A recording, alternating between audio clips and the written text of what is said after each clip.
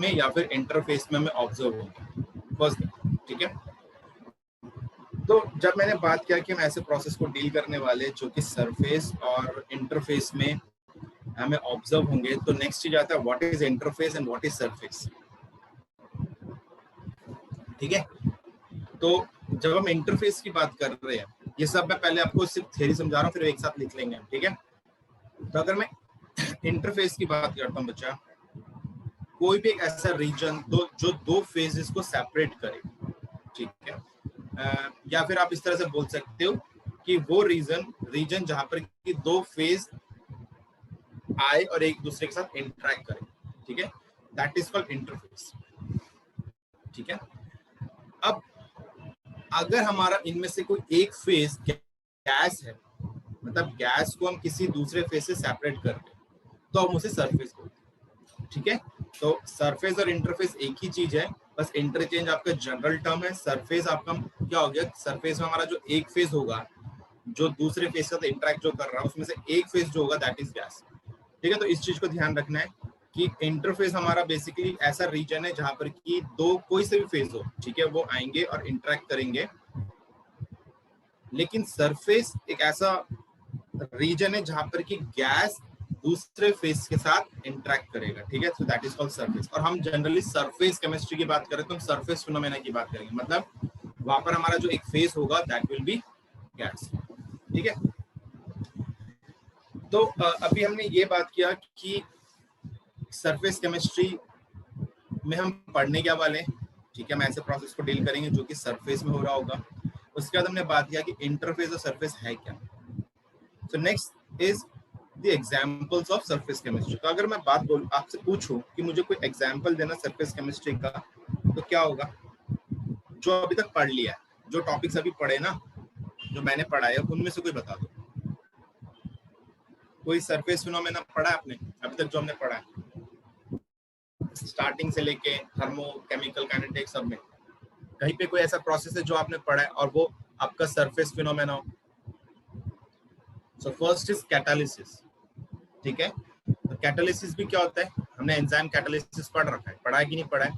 तो आपका जो कैटालिसिस है that is the surface phenomena, क्योंकि उसमें क्या हो रहा है कि जो आपके सबस्ट्रेट हैं वो एंजाइम के सबस्ट्रेट में आकर, सॉरी एंजाइम के सरफेस पर आकर उसके साथ इंटरेक्ट कर रहे हैं, कॉम्प्लेक्स बना रहे हैं और फिर प्रोडक्ट दे रहे हैं, सही है। So that's a surface phenomena. इसके अलावा क्या हो सकता है, एड्सॉर्प्शन। आपने पूरे चैप्टर में एड्सॉर्प्शन ही पढ़ना है।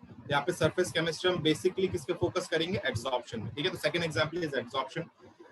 थर्ड एग्जांपल हम बोल सकते हैं बच्चा करोजन, ठीक है। करोजन भी आपका सरफेस फिनोमेना होता है। अगर आप देखो, अगर समझो आपके घर में ग्रिल है लोहे का, तो अगर उसमें पेंट लगा हुआ है तो जब तक उसमें पेंट लगा हुआ है तब तक वो प्रोटेक्टेड है।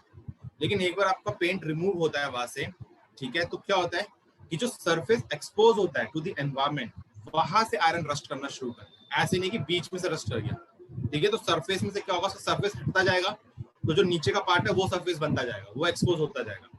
तो जो करोजन होता है आपका, that is again the example of surface chemistry. इसके अलावा आप क्रिस्टलाइजेशन बोल सकते हो, ठीक है, that is again the example of surface chemistry, ठीक है, सरफेस फिनोमेना। सो अभी हमने कुछ एग्जांपल्स का बात की, इसमें से बच्चा एंजाइम कैटालिसिस आप पहले पढ़ चुके हो, ठीक है। हमने एड्सॉर्प्शन इस चैप्टर में डिटेल में स्टडी करना है, ठीक है। तो कुछ लिख लेते हैं इनके बारे में।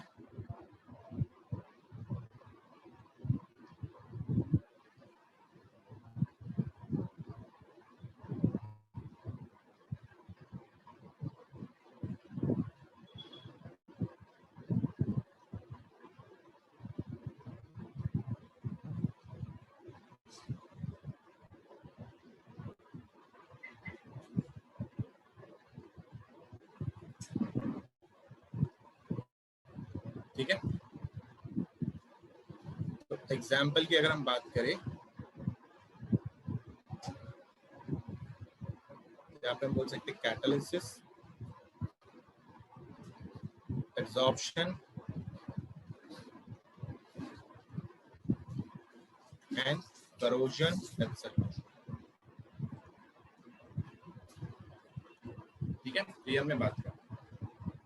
चलो अब हमने एड्सॉर्प्शन के बारे में डिटेल में स्टडी करना है। तो एड्सॉर्प्शन में जाने से पहले हम कुछ एड्सॉर्प्शन के अंदर कुछ बेसिक टर्म्स होते हैं उनको डिस्कस करते हैं। तो first is adsorption. So what is adsorption? बच्चा फर्स्ट पेज है, ठीक है। तो फर्स्ट इज एड्सॉर्प्शन। तो एड्सॉर्प्शन क्या होता है बच्चा? देखो बच्चा, कोई भी ऐसा प्रोसेस जिसमें कि आपका एक पर्टिकुलर स्पीशी किसी दूसरे स्पीशी के सरफेस में एक्युमुलेट हो जाए, ठीक है, सरफेस में क्या हो जाए, डिपॉजिट हो जाए, बैठ जाए, उस प्रोसेस को हम एड्सॉर्प्शन बोलेंगे। तो कैटालिसिस भी जो है ना, जो हमने एंजाइम कैटालिसिस पढ़ा था, that is again the case of adsorption only, ठीक है। एड्सॉर्प्शन एक जनरल टर्म हो गया है, catalysis is the example of adsorption, ठीक है, यू कैन से। तो एड्सॉर्प्शन में क्या होता है कि एक पर्टिकुलर स्पीशी के सरफेस में दूसरा स्पीशी आकर, सरफेस पे बोला है मैंने, में आकर क्या करेगा, इकट्ठा हो जाएगा, ठीक है, एक्युमुलेट हो जाएगा। तो इस प्रोसेस को हम क्या बोलेंगे, एड्सॉर्प्शन, ठीक है। अब बच्चा यहाँ पर दो स्पीशी है, एक है जो आकर एड्सॉर्ब हो रहा है और एक स्पीशी है जिसके सरफेस में एड्सॉर्प्शन हो रहा है। तो बच्चा वो स्पीशी जिसके सरफेस में एड्सॉर्प्शन होता है उसे हम बोलते हैं एड्सॉर्बेंट। तो एड्सॉर्बेंट हम किसको बोलेंगे, वो सब्सटेंस जिसके सरफेस में क्या हो रहा है, एड्सॉर्प्शन हो रहा है। और हमेशा ध्यान रखना बच्चा, जो एड्सॉर्बेंट होंगे जिनके सरफेस में आपका एड्सॉर्प्शन आपको दिखेगा, वो या तो सॉलिड होंगे या फिर वो लिक्विड होंगे, ठीक है। गैस कभी भी एड्सॉर्बेंट की तरह वर्कआउट नहीं करेगा, ठीक है। अब जो स्पीशी एड्सॉर्ब कर रहा है, मतलब जो दूसरे के सरफेस में जाके एक्युमुलेट हो रहा है, उसको हम बोलते हैं एड्सॉर्बेट, ठीक है। तो एड्सॉर्बेट क्या हो गया, the substance which get adsorb on the surface of other substance. अब बच्चा ये जो एड्सॉर्बेट है, ये आपका सॉलिड हो सकता है, ये आपका लिक्विड हो सकता है, और ये आपका गैस भी हो सकता है, ठीक है।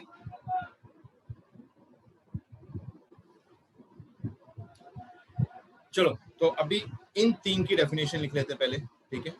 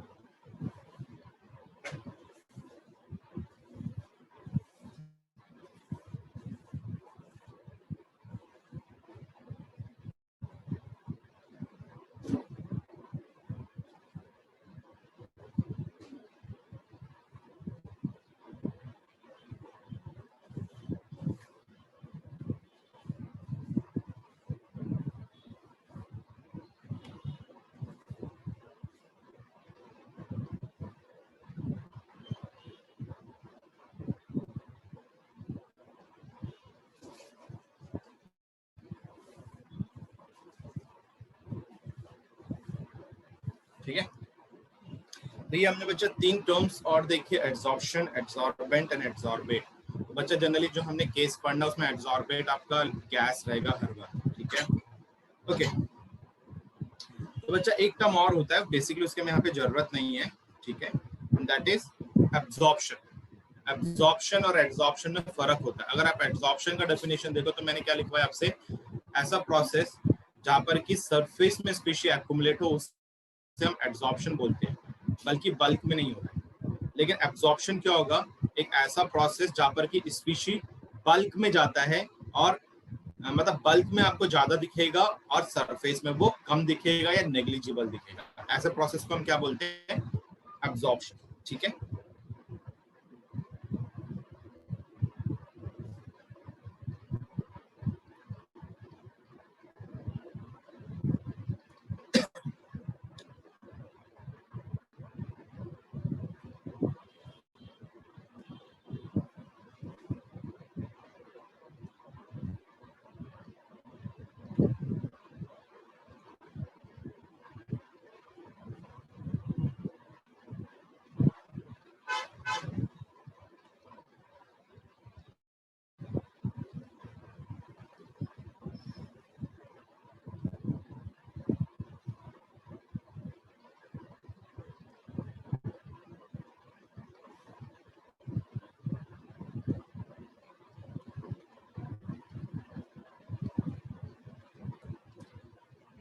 ओके बच्चा, तो मुझे इसका और एब्जॉर्प्शन को कोई एग्जांपल दो, डे टू डे लाइफ का एग्जांपल देना मुझे एब्जॉर्प्शन का और एब्जॉर्प्शन का, ठीक है।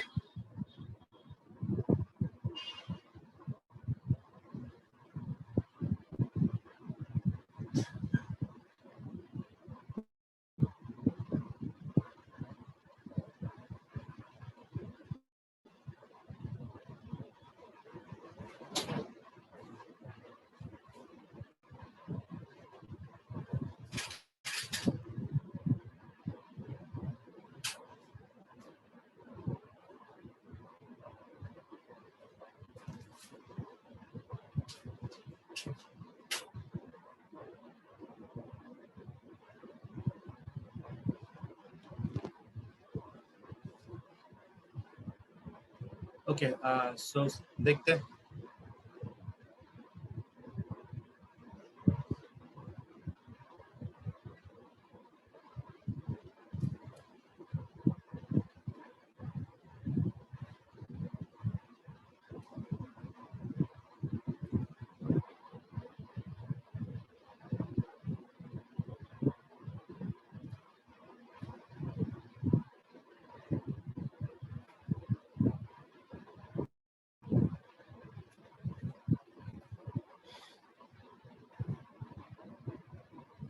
ओके, सो सभी को एग्जांपल पता है, ठीक है। ओके, तो ऐसा कुछ नहीं है।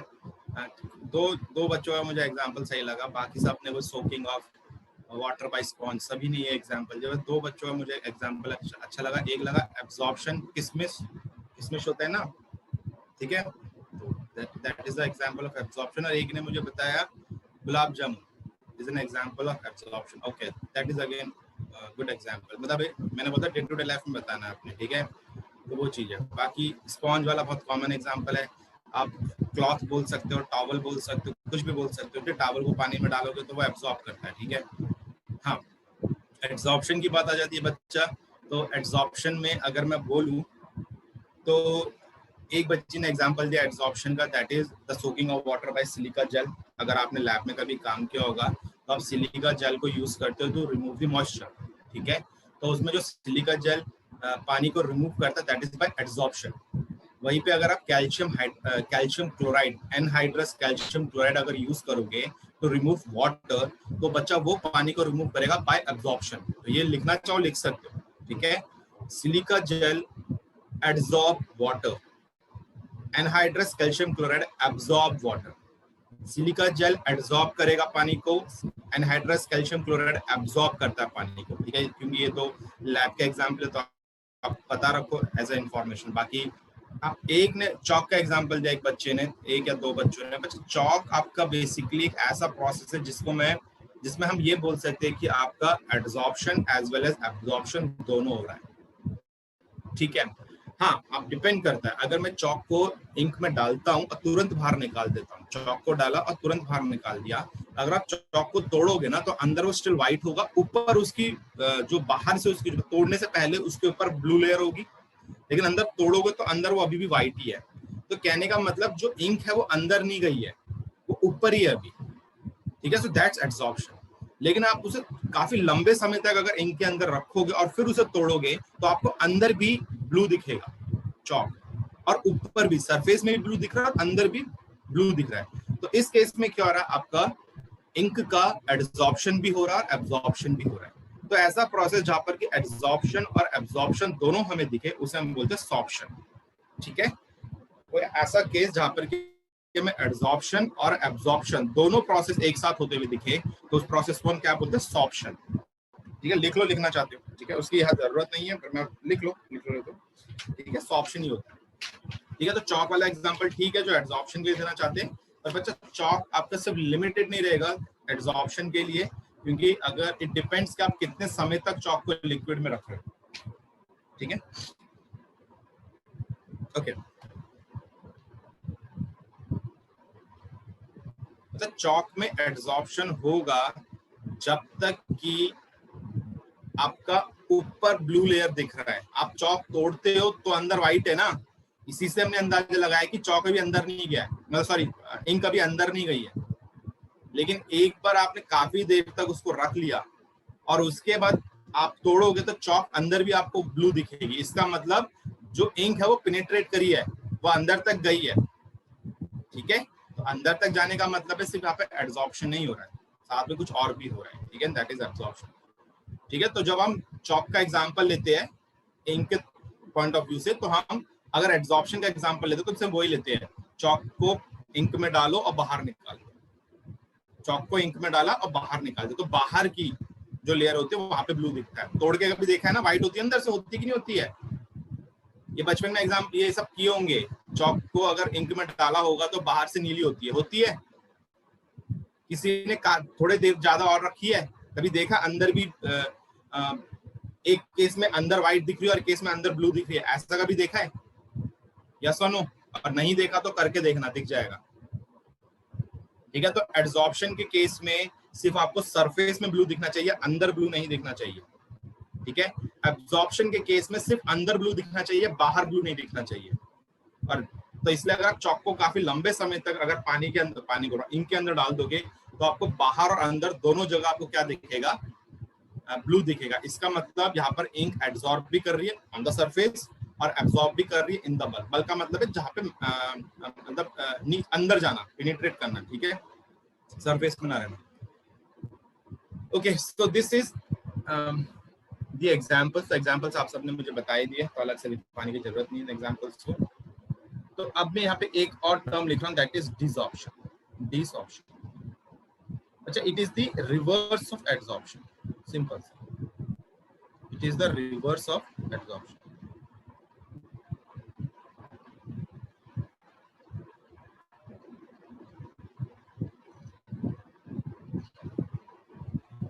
ठीक है, अब रिवर्स ऑफ एड्सॉर्प्शन का मतलब क्या हुआ भाई? सीधी सी बात है, एड्सॉर्प्शन का मतलब क्या हुआ कि एक सरफेस आएगा, सॉरी एक स्पीशी होगा, वो दूसरे के सरफेस में आके एक्युमुलेट हो जाएगा, बैठ जाएगा।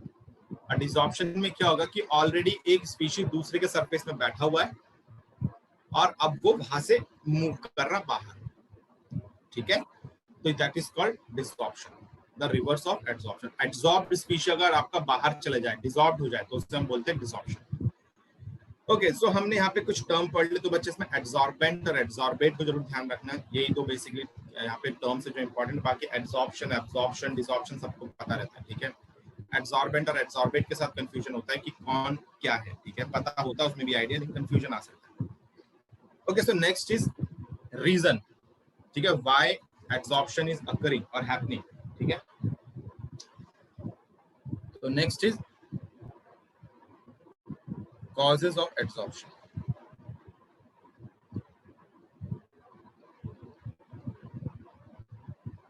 ठीक है। अच्छा, एक चीज मुझे बताओ, एड्सॉर्प्शन हो रहा है, एड्सॉर्प्शन में क्या हो रहा है कि आपका जो एड्सॉर्बेट है वो एड्सॉर्बेंट के ऊपर आके बैठ रहा है, तो जो एड्सॉर्बेंट और एड्सॉर्बेट के बीच में फोर्स ऑफ इंटरेक्शन है वो किस नेचर का होना चाहिए, अट्रैक्टिव और रिपल्सिव, अगर एड्सॉर्प्शन हमें करवाना है, बोलो। It should be attractive in nature, ठीक है। तो एक चीज क्लियर रखना बच्चा, एड्सॉर्प्शन प्रोसेस के दौरान जो फोर्सेस ऑपरेट करती है that is attractive in nature. Repulsive forces कभी भी एड्सॉर्प्शन को फेवर नहीं करेगी, अट्रैक्टिव फोर्सेस रिस्पॉन्सिबल होगी एड्सॉर्प्शन के लिए। तो यहाँ पर हम क्या बोलते हैं, और उन फोर्सेस को हम क्या बोलते हैं, रेसिडुअल फोर्सेस, ठीक है। तो यहाँ पर जो फोर्स ऑपरेट कर रही है, अट्रैक्टिव फोर्स जो ऑपरेट कर रही है उसे हम क्या बोलते हैं, रेसिडुअल फोर्सेस। तो जो रेसिडुअल फोर्सेस है आपकी, these are attractive in nature. बच्चा सभी लिख लेना, बीच में अगर नेट चला गया तो नुकसान हो जाएगा, ठीक है।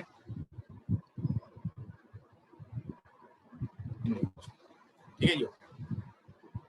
अब अभी हमने बात किया कि जो एड्सॉर्बेंट होंगे, जिनके सरफेस में आके एड्सॉर्बेंट बैठेगा, वो सिर्फ या तो सॉलिड होंगे या लिक्विड होंगे। तो अब बात करते हैं कि सॉलिड के लिए क्या रीजन है जो एड्सॉर्प्शन हो सकता है, और लिक्विड के लिए क्या रीजन है जो एड्सॉर्प्शन हो सकता है। तो देखो सॉलिड के लिए आप सबने बचपन में पढ़ा होगा, इट हैज वैकेंसीज।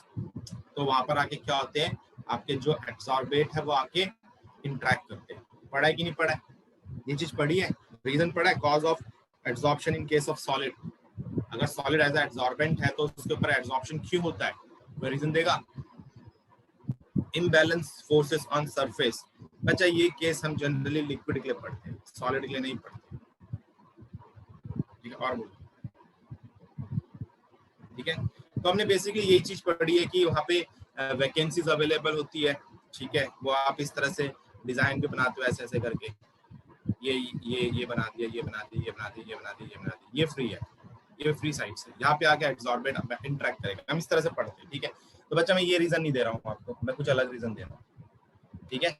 ये सिर्फ एक ऊपर से, तो थोड़ा सा मैं अलग रीजन बताऊंगा, है वो भी यही कह रहा है, पर ये वैकेंसीज आ कहाँ से रही है, मतलब किस लिए रिस्पॉन्सिबल है, तो उसके लिए बात करते हैं, ठीक है। रीजन कौन है, हाँ फ्री वैलेंसीज, वही बच्चा, free valencies.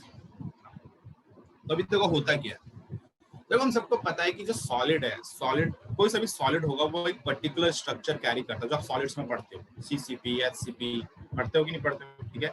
Number of structures वो कैरी करते हैं, ठीक है। तो समझ लो फॉर अ मोमेंट कि सॉलिड जो उसके पास सीसीपी स्ट्रक्चर है, आप सबने सॉलिड पढ़ रखा है, ठीक है। तो उसने क्या कर रखा है, उसने सीसीपी का स्ट्रक्चर ऑब्टेन किया हुआ है।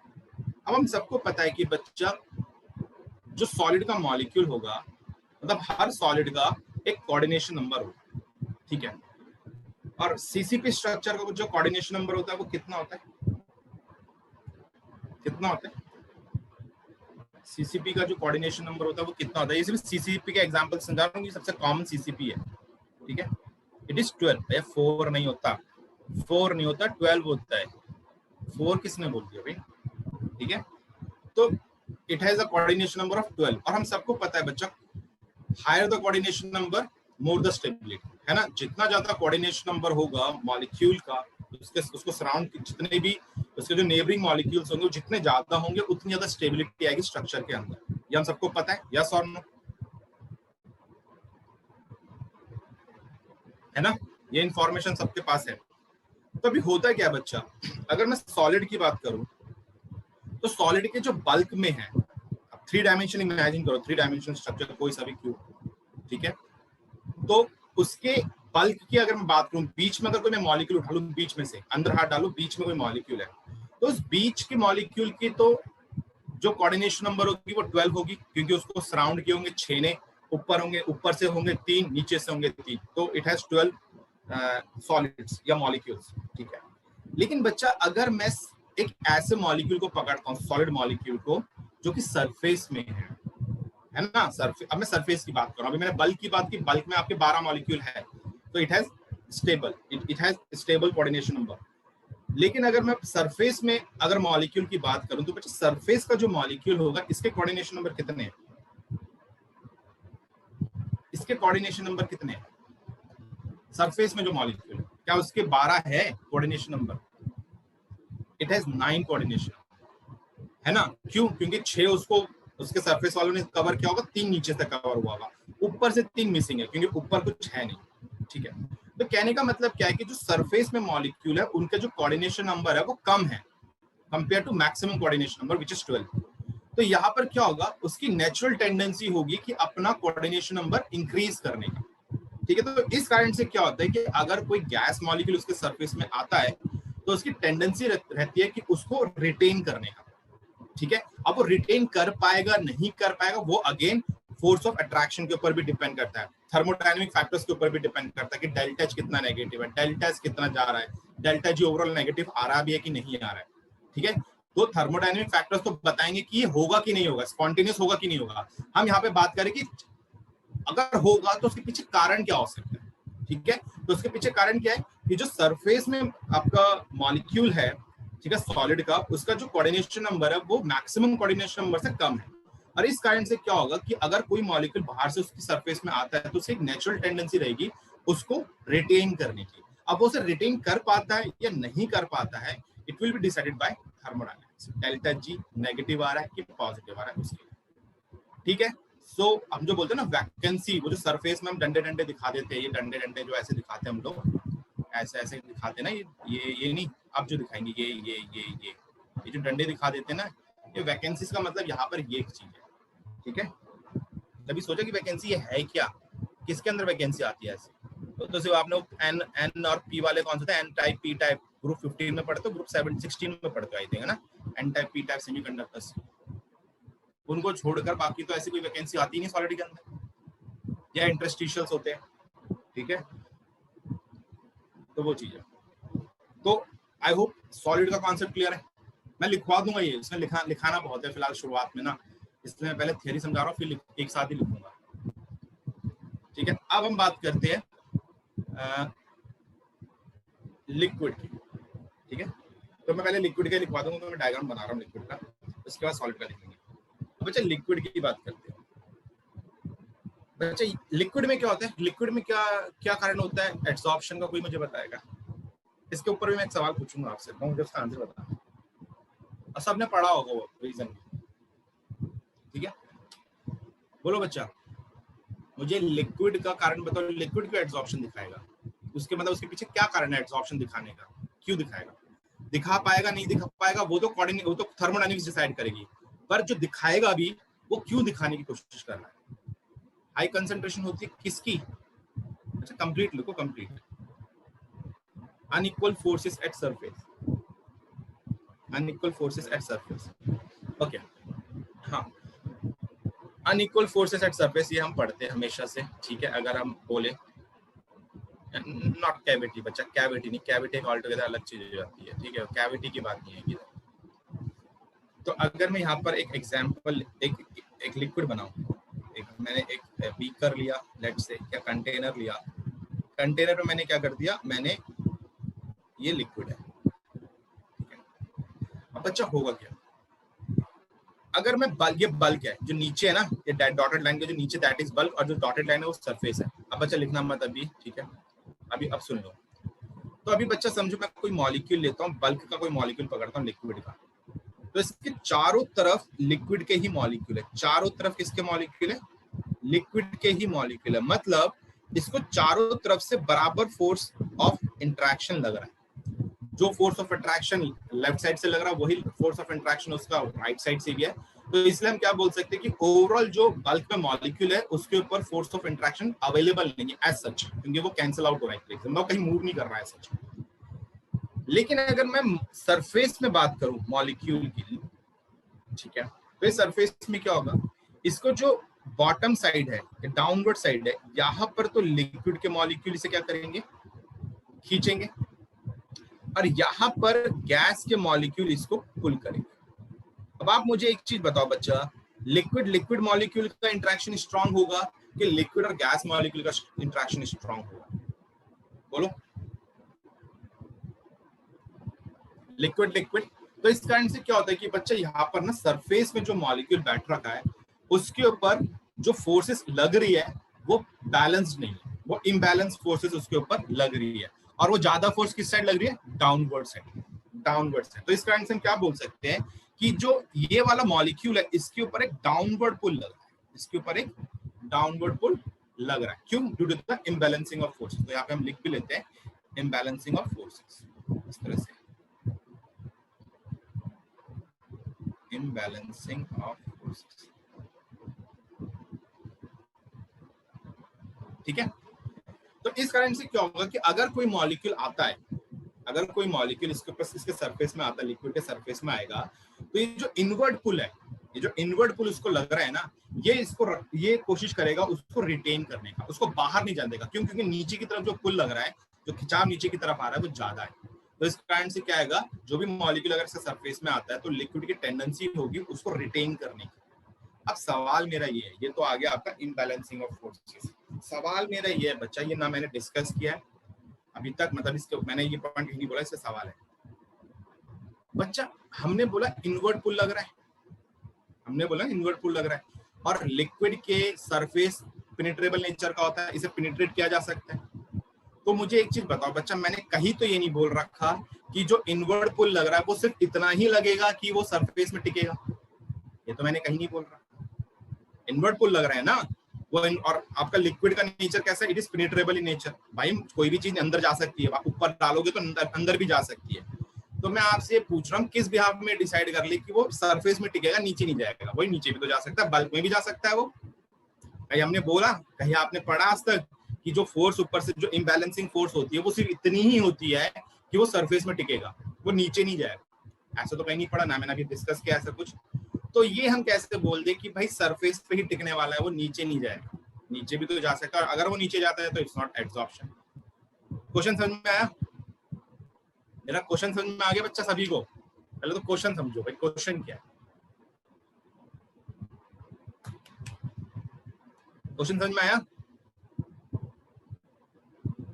यस और नो? क्लास रिस्पॉन्स, क्लास तो थोड़ा बच्चे भी ज्यादा बैठे हो तुम।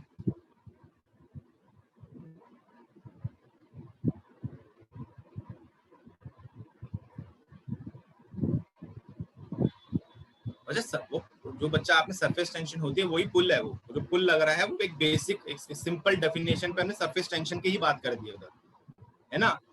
तो मेरा कारण ही यही था कि सरफेस टेंशन लग रहा है, पुल लग रहा है ना उस पे, तो जो मॉलिक्यूल ऊपर आ रहा है उसके ऊपर जो पुल लगेगा तो उस पुल से तो बल्क में भी जा सकता है। तो हम ये कैसे मान ले कि वो सरफेस में रुकेगा, वो बल्क में नहीं जा सकता,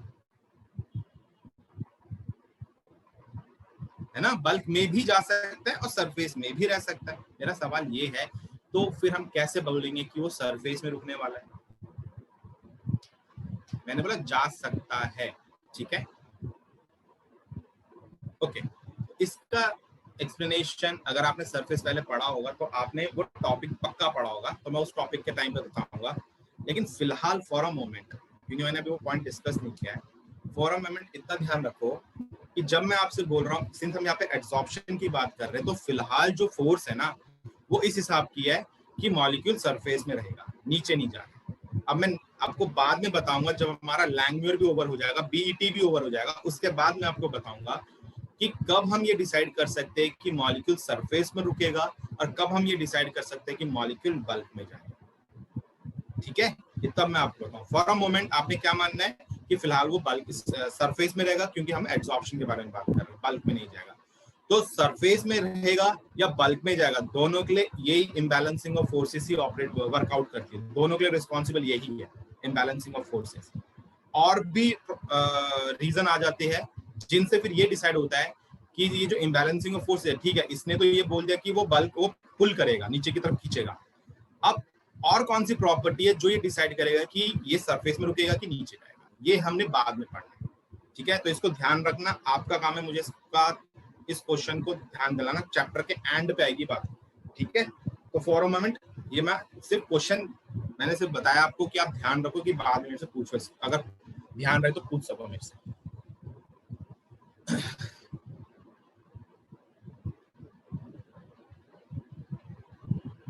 अच्छा, बल्क में जाने का मतलब ये नहीं होता कि ये बीच में जाना है, यहाँ पे आ जाएगा ना मॉलिक्यूल, यहाँ पर, ये भी बल्क है।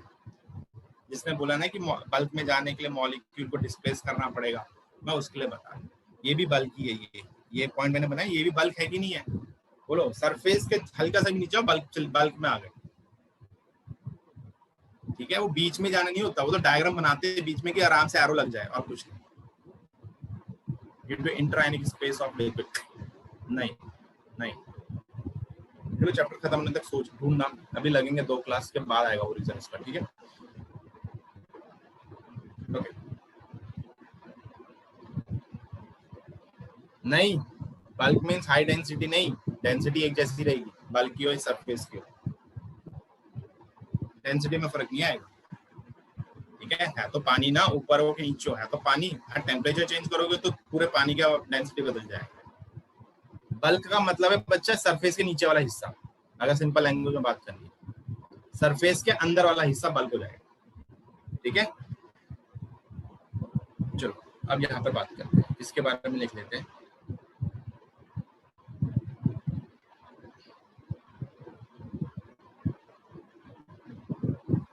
बच्चा मुझे रीजन मत दो, मुझे रीजन मत दो अभी, नहीं बच्चा कोई केमिस्ट ऑप्शन नहीं है। केमिस्ट ऑप्शन तो बेसिकली आपका टाइप है ना,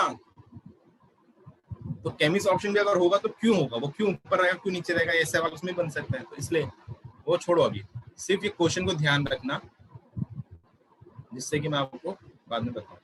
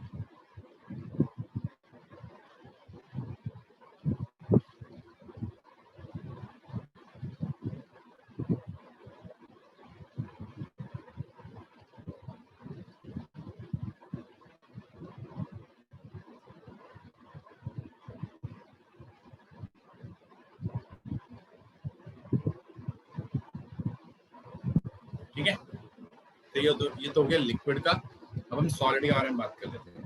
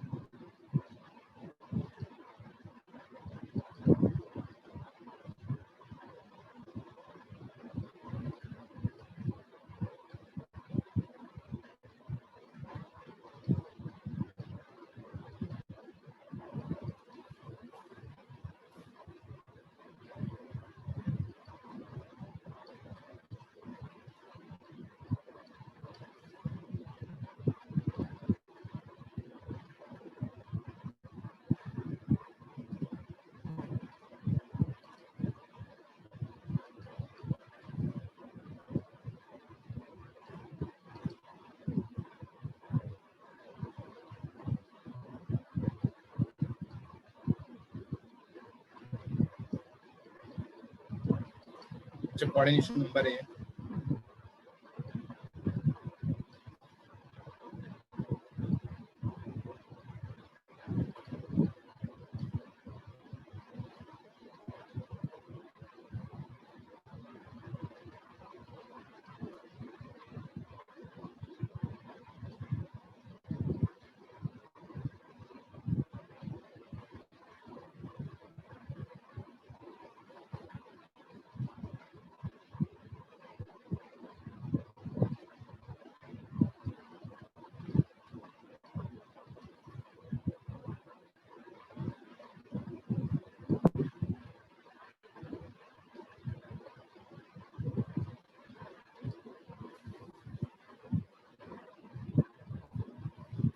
ठीक है। सो बच्चा यहाँ पर हमने अभी देखो हमने बात किया कि पहले हमने डेफिनेशन समझा कि एब्जॉर्बेंट क्या है, एब्जॉर्बेट क्या है, फिर एग्जांपल्स के साथ एग्जांपल्स की बात की एब्जॉर्प्शन का।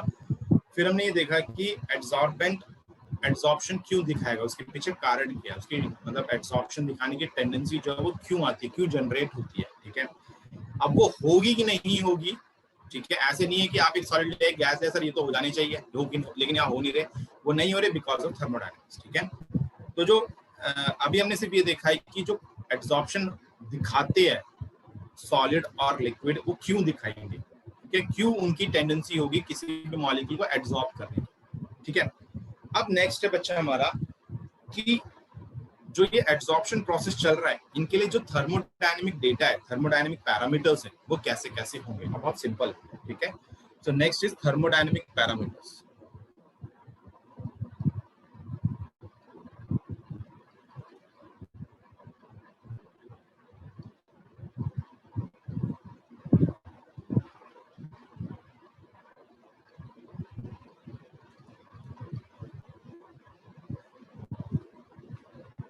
सीधी सी बात, एंथैल्पी चेंज कैसा होना चाहिए, enthalpy change in enthalpy it should be negative, क्योंकि बच्चा फोर्स ऑफ अट्रैक्शन है, एड्सॉर्बेंट और एड्सॉर्बेंट के बीच में फोर्स ऑफ अट्रैक्शन इन्वॉल्व है।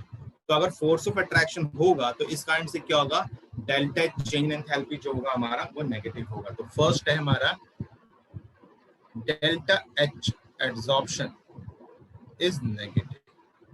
ठीक है, due to the force of attraction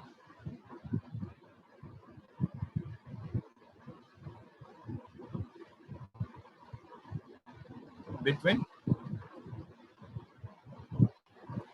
absorbent and adsorbate and कहानी खत्म, simple sir.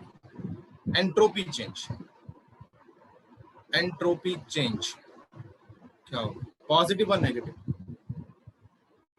It will again be negative because force of attraction आ रखा है। Force of attraction means ordered form पे जाएंगी चीजें, इसका मतलब इट इज अगेन नेगेटिव, और रीजन अगेन यही है। तो मैं बार बार पूरी कहानी नहीं लिखने वाला, ठीक है, सेम रीजन।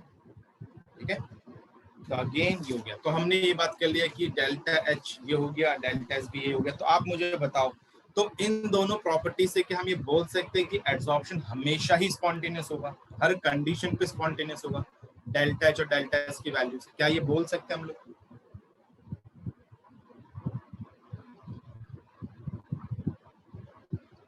नहीं, नहीं बोल सकते। क्यों? क्योंकि हमने थर्मोडायनेमिक्स में टेबल पढ़ा था जहां पे हमने डेल्टा जी की वैल्यू को डिसाइड किया था। हमें पता है delta G should be negative for the process to be spontaneous. अगर डेल्टा एच हमारा नेगेटिव होता है और डेल्टा एस पॉजिटिव होता है, उस कंडीशन पे प्रोसेस हमेशा स्पॉन्टेनियस होगा। लेकिन एब्जॉर्प्शन के केस में क्या हो रहा है, delta H is negative but delta S is also negative. तो इस कारण से क्या होगा कि हम ये नहीं कह सकते कि प्रोसेस हमेशा स्पॉन्टेनियस होगा। तो ये अंडर किस कंडीशन पे स्पॉन्टेनियस हो सकता है? For delta G should be negative, temperature should be high और लो। ये तो आप लॉजिकली भी मार्क कर सकते हो, नहीं तो वो delta G is equal to delta H minus T, delta S वाला टेबल नहीं तो वहां से भी देख सकते हो, थर्मोडायनेमिक्स में सारा कुछ।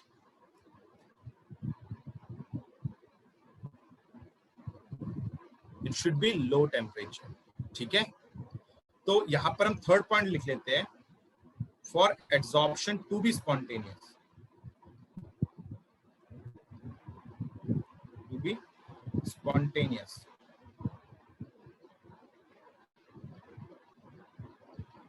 Delta G adsorption should be negative.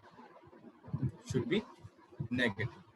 तो हम यहाँ पे बोल सकते हैं since delta H is negative and delta S is also negative, therefore low temperature is favorable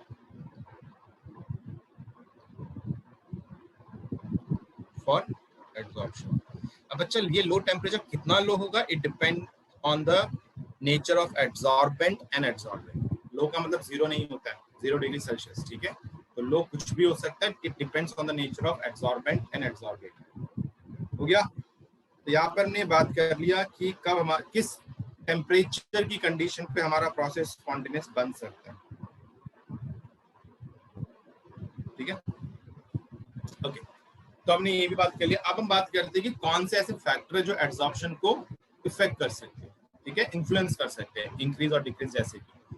तो next is factors affecting adsorption. Factors affecting adsorption. तो फर्स्ट तो अभी हमने देख ही लिया है.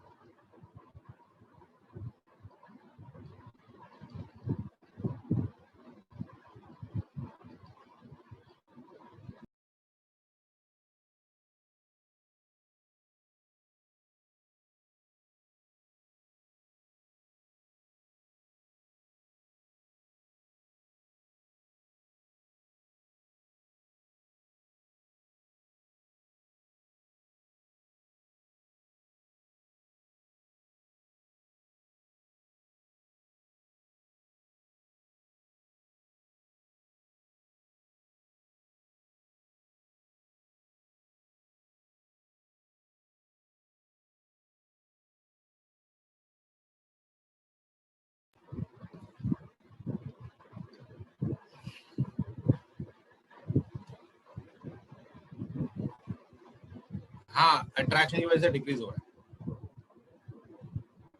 चलो, तो पहला फैक्टर हम ऑलरेडी देख चुके, दैट इज टेम्परेचर. टेम्परेचर में क्या बोल रहे, जैसे जैसे आप टेम्परेचर को इंक्रीज करोगे एड्सॉर्प्शन क्या करेगा, डिक्रीज करेगा. तो हम बोल सकते हैं increase in temperature, decrease in adsorption. Short में हमने इसको, ठीक है. Next is pressure and this is the most important case. इसी को ही पूरा चैप्टर इसी के ऊपर है, इसी फैक्टर के ऊपर पूरा चैप्टर प्रेशर के ऊपर. ये सबसे इंपॉर्टेंट केस है आपके लिए, हमेशा ध्यान रखना. ठीक है. ऐसे ऐसे ना मार्क करो, ठीक है. ऐसे ऐसे करते हो ना आप, डिजाइन मार्क करते हैं, ऐसे मार्क कर लेना. ठीक है. तो अभी प्रेशर से क्या होगा, अभी देखो हमने एंजाइम ऑलरेडी पढ़ रखा है, ये चीज ध्यान रखना. ठीक है. अभी होता है क्या बच्चा, कोई भी एड्सॉर्बेंट होगा, मैं रफ डायग्राम बना रहा हूँ, समझो कोई भी एड्सॉर्बेंट है हमारे पास. इस एड्सॉर्बेंट के ऊपर एक finite number of adsorption sites है. ऐसे नहीं कि इनफाइनाइट नंबर होती है, फाइनाइट नंबर होता है. ठीक है. एक पर्टिकुलर नंबर होता है एड्सॉर्प्शन साइट का. समझो मेरे पास एड्सॉर्बेंट है, उसके ऊपर 1000 एड्सॉर्प्शन साइट्स अवेलेबल है. तो अभी क्या होगा, प्रेशर इंक्रीज करने का मतलब हो गया कि मैं गैस के जो नंबर ऑफ मोल्स है वो इंक्रीज कर रहा हूँ, क्योंकि गैस का नंबर ऑफ मोल्स इंक्रीज करेगा तो प्रेशर ऑफ गैस इंक्रीज करेगा. तो बच्चा मैंने एड्सॉर्बेंट लिया जिसके ऊपर 1000 एड्सॉर्प्शन साइट्स अवेलेबल है. अब मैंने ऊपर से क्या किया, गैस के नंबर ऑफ मोल्स इंक्रीज करने लगा. मतलब मैंने क्या किया, प्रेशर इंक्रीज के गैस का. तो प्रेशर इंक्रीज करने से मुझे क्या एब्जॉर्ब हुआ भाई, पहले एक मॉलिक्यूल आएगा इधर, है ना. पहले समझो मैंने 5 को इंट्रोड्यूस किए थे, तो 5 साइट्स कवर्ड होंगी. फिर मैंने 5 किया उसे 15 कर दिया, तो अभी 15 साइट्स कवर्ड हो गई. तो कहने का मतलब क्या है कि जैसे जैसे मैं प्रेशर इंक्रीज कर रहा हूँ, number of moles of gas increase कर रहा हूँ, तो मेरा जो एब्जॉर्प्शन है वो भी बढ़ रहा है. ये मैं क्यों बोल रहा हूँ एब्जॉर्प्शन बढ़ रहा है, क्योंकि अब जो साइट्स कवर्ड हो रही है वो ज्यादा हो रही है. पहले से 5 साइट्स कवर्ड थी, अब 15 साइट्स कवर्ड हो जाएंगी. अब मैं 20-25 कर दूंगा तो 25 साइट्स कवर्ड हो जाएंगी, 100 कर दूंगा तो 100 साइट्स कवर्ड हो जाएंगी. तो कहने का मतलब क्या है कि शुरुआत में हमें क्या ऑब्जर्व होगा कि जैसे जैसे हमारा प्रेशर इंक्रीज हो रहा है वैसे वैसे हमारा एब्जॉर्प्शन इंक्रीज हो रहा है. पर अब कब तक, जब तक कि सारे साइड्स कवर्ड ना हो जाए। मतलब अगर समझो 1000 साइड्स कवर्ड हो गई हमारी, अब अगर आप ऊपर से प्रेशर इंक्रीज कर देते हो, number of moles of gas increase कर देते हो, क्या एड्सॉर्प्शन बढ़ जाएगा? अगर आपकी सारी साइड्स कवर्ड है और उसके बाद अगर आप गैस के नंबर ऑफ मोल्स या प्रेशर ऑफ गैस इंक्रीज कर देते हो, तो क्या हमारा एड्सॉर्प्शन बढ़ेगा? नहीं बढ़ेगा। It will be constant, it will remain constant. ठीक है, so this is the effect of pressure. ठीक है,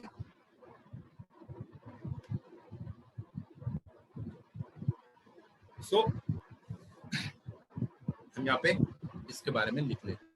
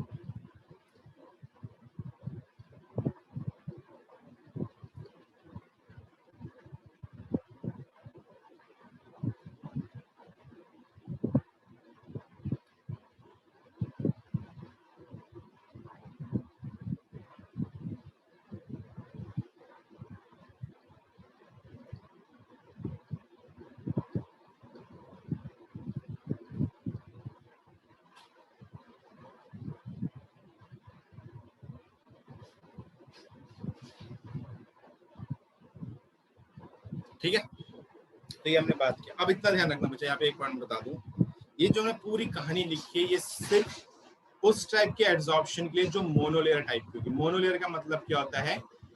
एक साइड के ऊपर सिर्फ एक ही मॉलिक्यूल एड्सॉर्ब होगा। ठीक है, सो ये पूरी कहानी जो है ये स्ट्रिक्टली फॉर मोनोलेयर है, स्ट्रिक्टली फॉर मोनोलेयर। आप इसे लैंग्वेज एड्सॉर्प्शन भी बोल सकते हो, हमने बाद में देखना है, सबसे इंपॉर्टेंट वही है आपके। पूरी कहानी आपकी मोनोलेयर एड्सॉर्प्शन के लिए एप्लीकेबल है कि वो कांस्टेंट हो जाएगा। तो अगर मैं यहाँ पे मोनोलेयर के लिए बात करता हूँ, ठीक है, तो मोनोलेयर में प्लॉट कुछ ऐसा आएगा।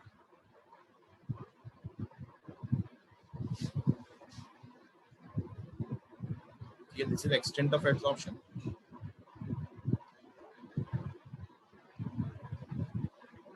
This is pressure. तो क्या होगा? Increase constant.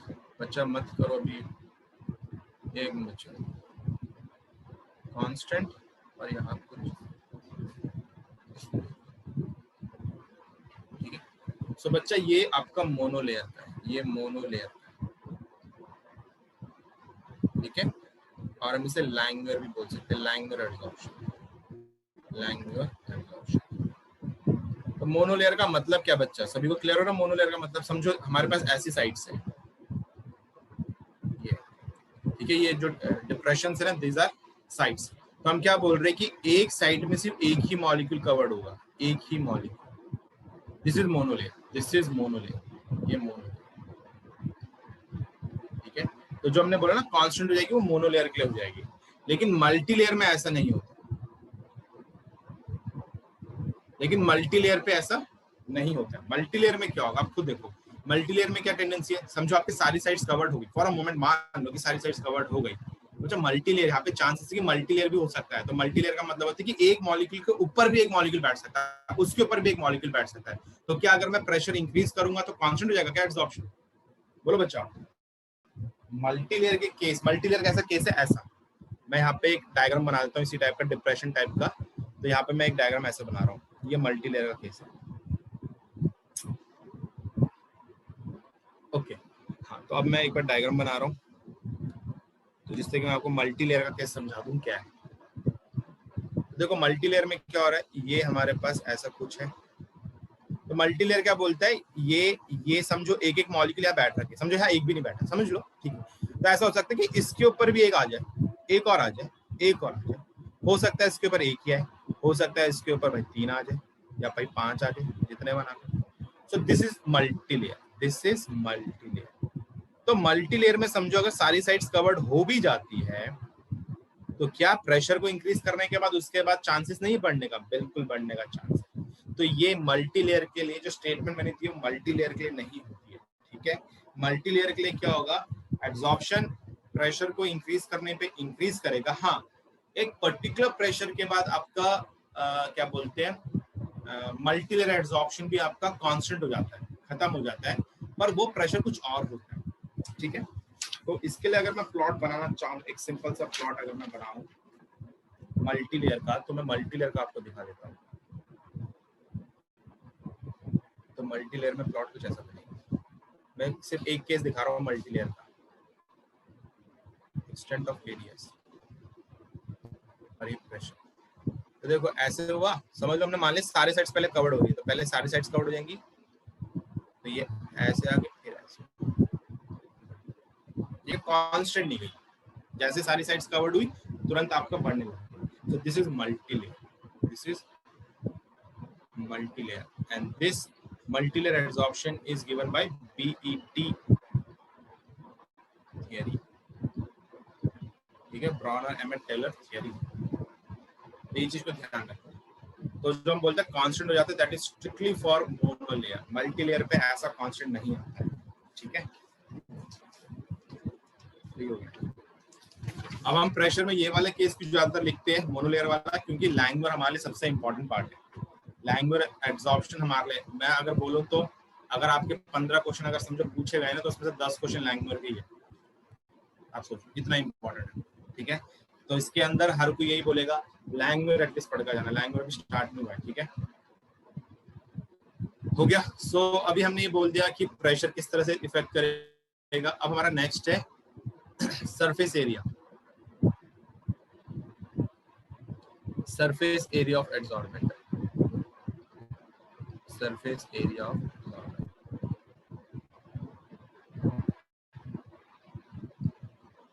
सीधी सी बात है, जितना ज्यादा सरफेस एरिया होगा उतना ज्यादा क्या होगा, उतने ज्यादा उसके ऊपर साइट्स आ जाएंगे, एब्जॉर्प्शन साइट्स अवेलेबल होंगे, मतलब उतना ज्यादा आपका क्या दिखेगा, एब्जॉर्प्शन दिखेगा, ठीक है।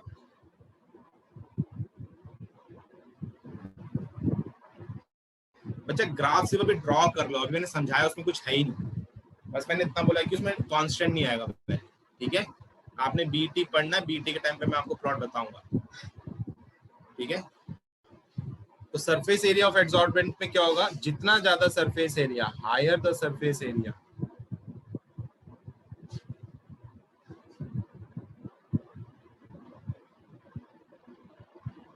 of adsorbent,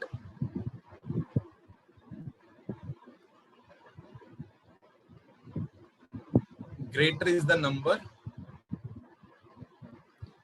of adsorption site.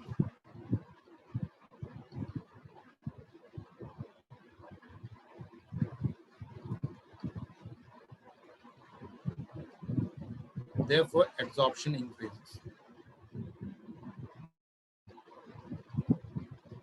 इसी कारण से बच्चा लैब में आप एक्टिवेटेड चारकोल देखते हो, है ना। चारकोल होता है ना, वो फाइन पाउडर की फॉर्म पे लिया जाता है, वो कभी चंक पे नहीं लिया जाता, गट्ठा नहीं लिया जाता उसका, ठीक है।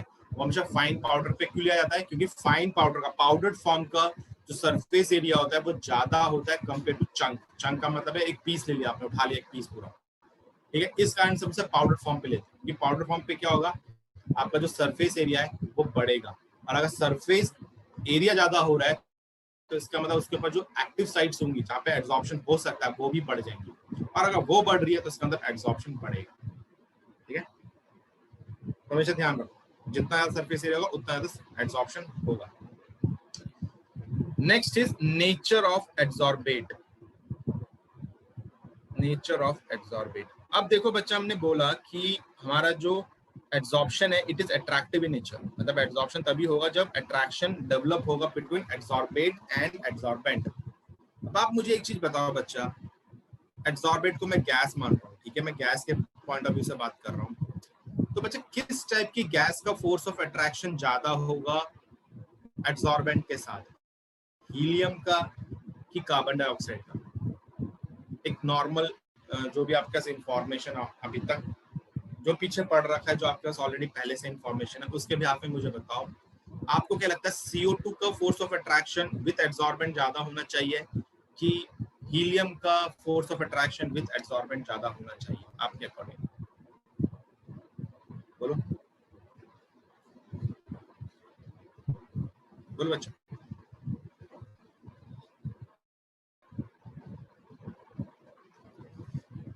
देखो अगर हम गैस की बात कर रहे हैं, ठीक है, हाँ, अगर मैं केमिकल एब्जॉर्प्शन की बात करूं तो भाई वहां पे तो आपका सीधा सीधा बात हो जाएगी कि केमिकल रिएक्टिविटी कैसी है दोनों के बीच में, तो वो ऑल टुगेदर एक अलग चीज है, ठीक है, वहां पे तो रिएक्टिविटी के बिहाफ में बात होगा। लेकिन बच्चा दूसरा होता है फिजिकल एब्जॉर्प्शन। तो फिजिकल एब्जॉर्प्शन में जो हमारा फोर्स ऑफ अट्रैक्शन, मैंने लिखवाना है, नेक्स्ट टॉपिक यही है, फिजिकल केमिकल। तो फिजिकल एब्जॉर्प्शन में जो हमारा फोर्स ऑपरेट करते हैं between absorbent and absorbate, that is van der Waal in nature. और हमें पता है बच्चा, वॉन डेर वाल फोर्सेस आपकी प्रोपोर्शनल होती है मास के, जितनी भारी गैस होगी उतना ज्यादा वॉन डेर वाल फोर्सेस होंगे कि नहीं होंगे। तो इस कारण से हम क्या बोल सकते हैं कि जो CO2 है वो ज्यादा van der Waal force of attraction show करेगी देन हीलियम, ठीक है। तो हमेशा ध्यान रखना, हम कुछ 2-3 तरीके से देख सकते हैं, भारी गैस, दूसरा अगर कोई ऐसी गैस, अगर आप भारीपन नहीं डिसाइड कर पा रहे तो आप ये देख लो कि दोनों में से जल्दी कौन लिक्विफाई हो सकता है, क्योंकि जो जल्दी लिक्विफाई हो रहा है इसका मतलब उसके अंदर ज्यादा force of attraction already present है ना। हीलियम को लिक्विफाई करना काफी मुश्किल है कंपेयर टू अदर गैस, क्योंकि उसके अंदर जो van der Waal force of attraction काफी वीक है। तो इसलिए यहाँ पर हम क्या बोल सकते हैं, अगर मैं नेचर ऑफ एब्जॉर्बेट की बात करूं,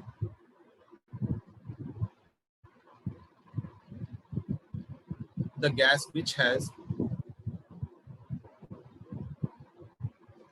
strong van der Waal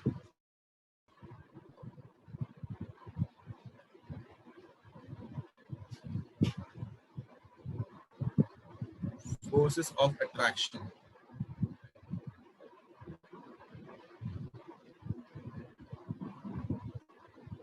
absorb more easily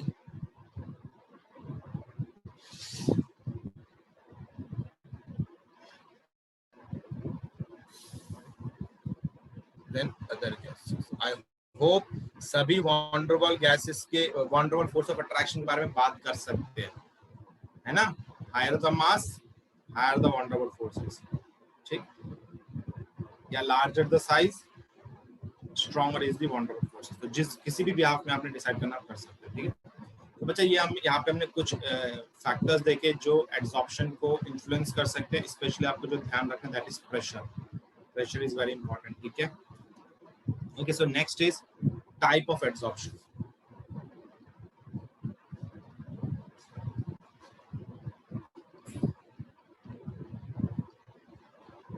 on the basis of force of attraction.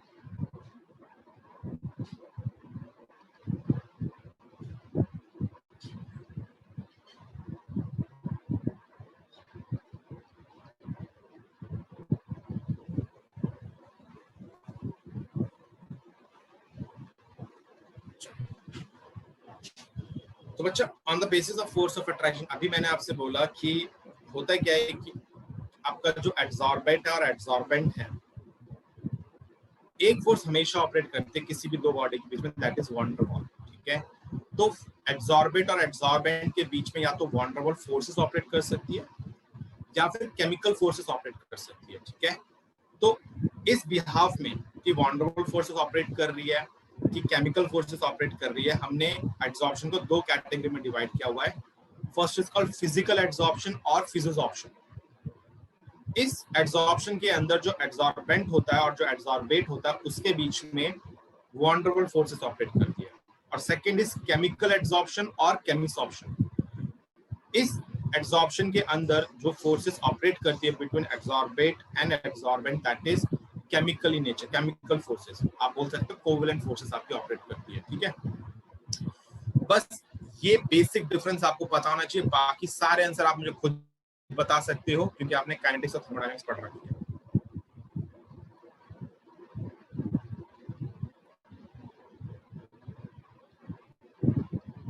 It is physical adsorption and second is chemical adsorption.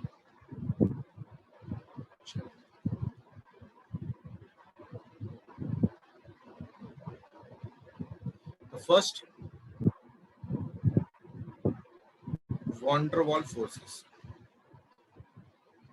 I hope समझ में आ रहा होगा, मैं सिर्फ ब्रीफ में लिख रहा हूँ। These are weak forces. इसमें केमिकल फोर्सेस,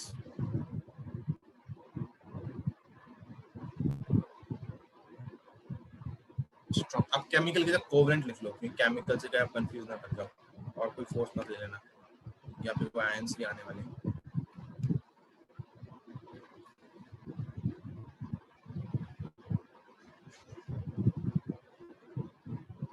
स्ट्रॉन्ग। तो हमें ये पता है कि भाई इसके बीच में कम फोर्स है, इसके बीच में ज्यादा फोर्स है। तो पहला सवाल बच्चा मेरा ये है, आप मुझे बताओ इन दोनों में जो डेल्टा एच एड्सॉर्प्शन होगा वो किसका ज्यादा होगा और किसका कम होगा? किस केस में ज्यादा एनर्जी आपको इवॉल्व आउट होते हुए दिखेगी? वॉन डेर वाल्स फोर्सेस जहां पर है कि जहां पर कोवेलेंट फोर्सेस है? केमिकल एड्सॉर्प्शन में, है ना भाई। जितना स्ट्रॉन्ग फोर्स ऑफ अट्रैक्शन होगा, जितना स्ट्रॉन्ग फोर्स ऑफ अट्रैक्शन होगा उतना ज्यादा आपका एनर्जी इवॉल्व आउट होगा। तो हम यहाँ पर बोल सकते हैं delta H ADS is low,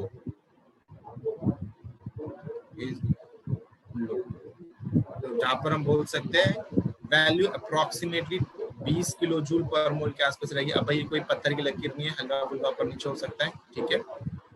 यहाँ पर आपका delta H ADS is high, यहाँ पर जो वैल्यू जाती है वो कम से कम 100-150 के आसपास जाती है। तो रेंज आप इस तरह से लिख लो, तो ये हो गया डन। चलो अब अगर मैं यहाँ पर ये पूछूं आपसे कि आपको क्या लगता है इन दोनों में से किस केस का एक्टिवेशन एनर्जी ज्यादा होगा? एक्टिवेशन जो बैरियर होता है ना वो हाई होगा, केमिकल एड्सॉर्प्शन का कि फिजिकल एड्सॉर्प्शन? किसका एक्टिवेशन एनर्जी ज्यादा होना चाहिए? Barrier. It should be chemical, क्योंकि van der Waals forces operate कर रही है वीक फोर्सेस के बिहाफ में, तो वो फोर्स तो किसी भी कभी भी हमारी लग जाएगी, ठीक है। तो बैरियर काफी स्मॉल होता है, तो इतना ध्यान रखना फिजिकल एड्सॉर्प्शन का जो बैरियर होता है वो नेग्लिजिबल होता है, बहुत ही लो। तो कहने का मतलब कि फिजिकल एड्सॉर्प्शन आपको बहुत लो टेम्परेचर में भी ऑब्जर्व हो सकती है और एक ठीक ठाक टेम्परेचर में ऑब्जर्व हो सकती है, ठीक है। तो हमने यहाँ पे क्या बोल दिया? थर्ड, EA is negligible,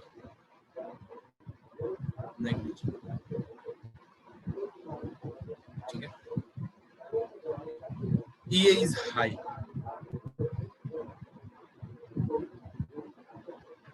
अब नेक्स्ट, अब मैंने सिंस आपने मुझे EA की इंफॉर्मेशन दे दी है तो मैं जानना चाहता हूं कि रिलेटिवली दोनों में से कौन लो टेम्परेचर में फेवर करेगा?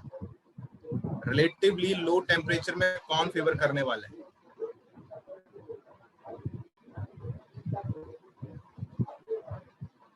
Physical.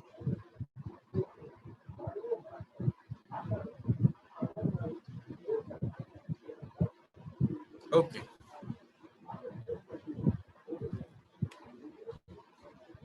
So it is physical.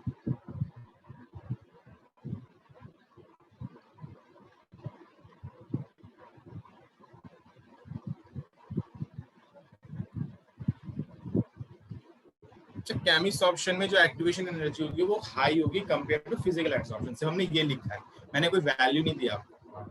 ठीक है, चलो इसके बारे में बात करते हैं. तो यहाँ पर हमने क्या लिख सकते हैं, इसका मतलब फोर्थ पॉइंट में it favours at low temperature, relatively at low temperature. ठीक है,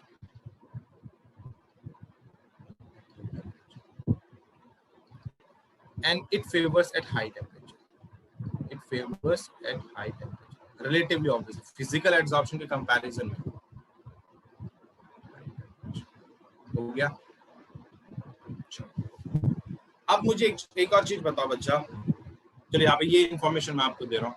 बच्चा फिजिकल एब्जॉर्प्शन आपको हर बॉडी के बीच में मिलता है, हर बॉडी के बीच में. इसलिए बच्चा अगर मल्टीलेयर की बात आती है तो मल्टीलेयर एब्जॉर्प्शन आपको यहाँ पर दिख सकता है.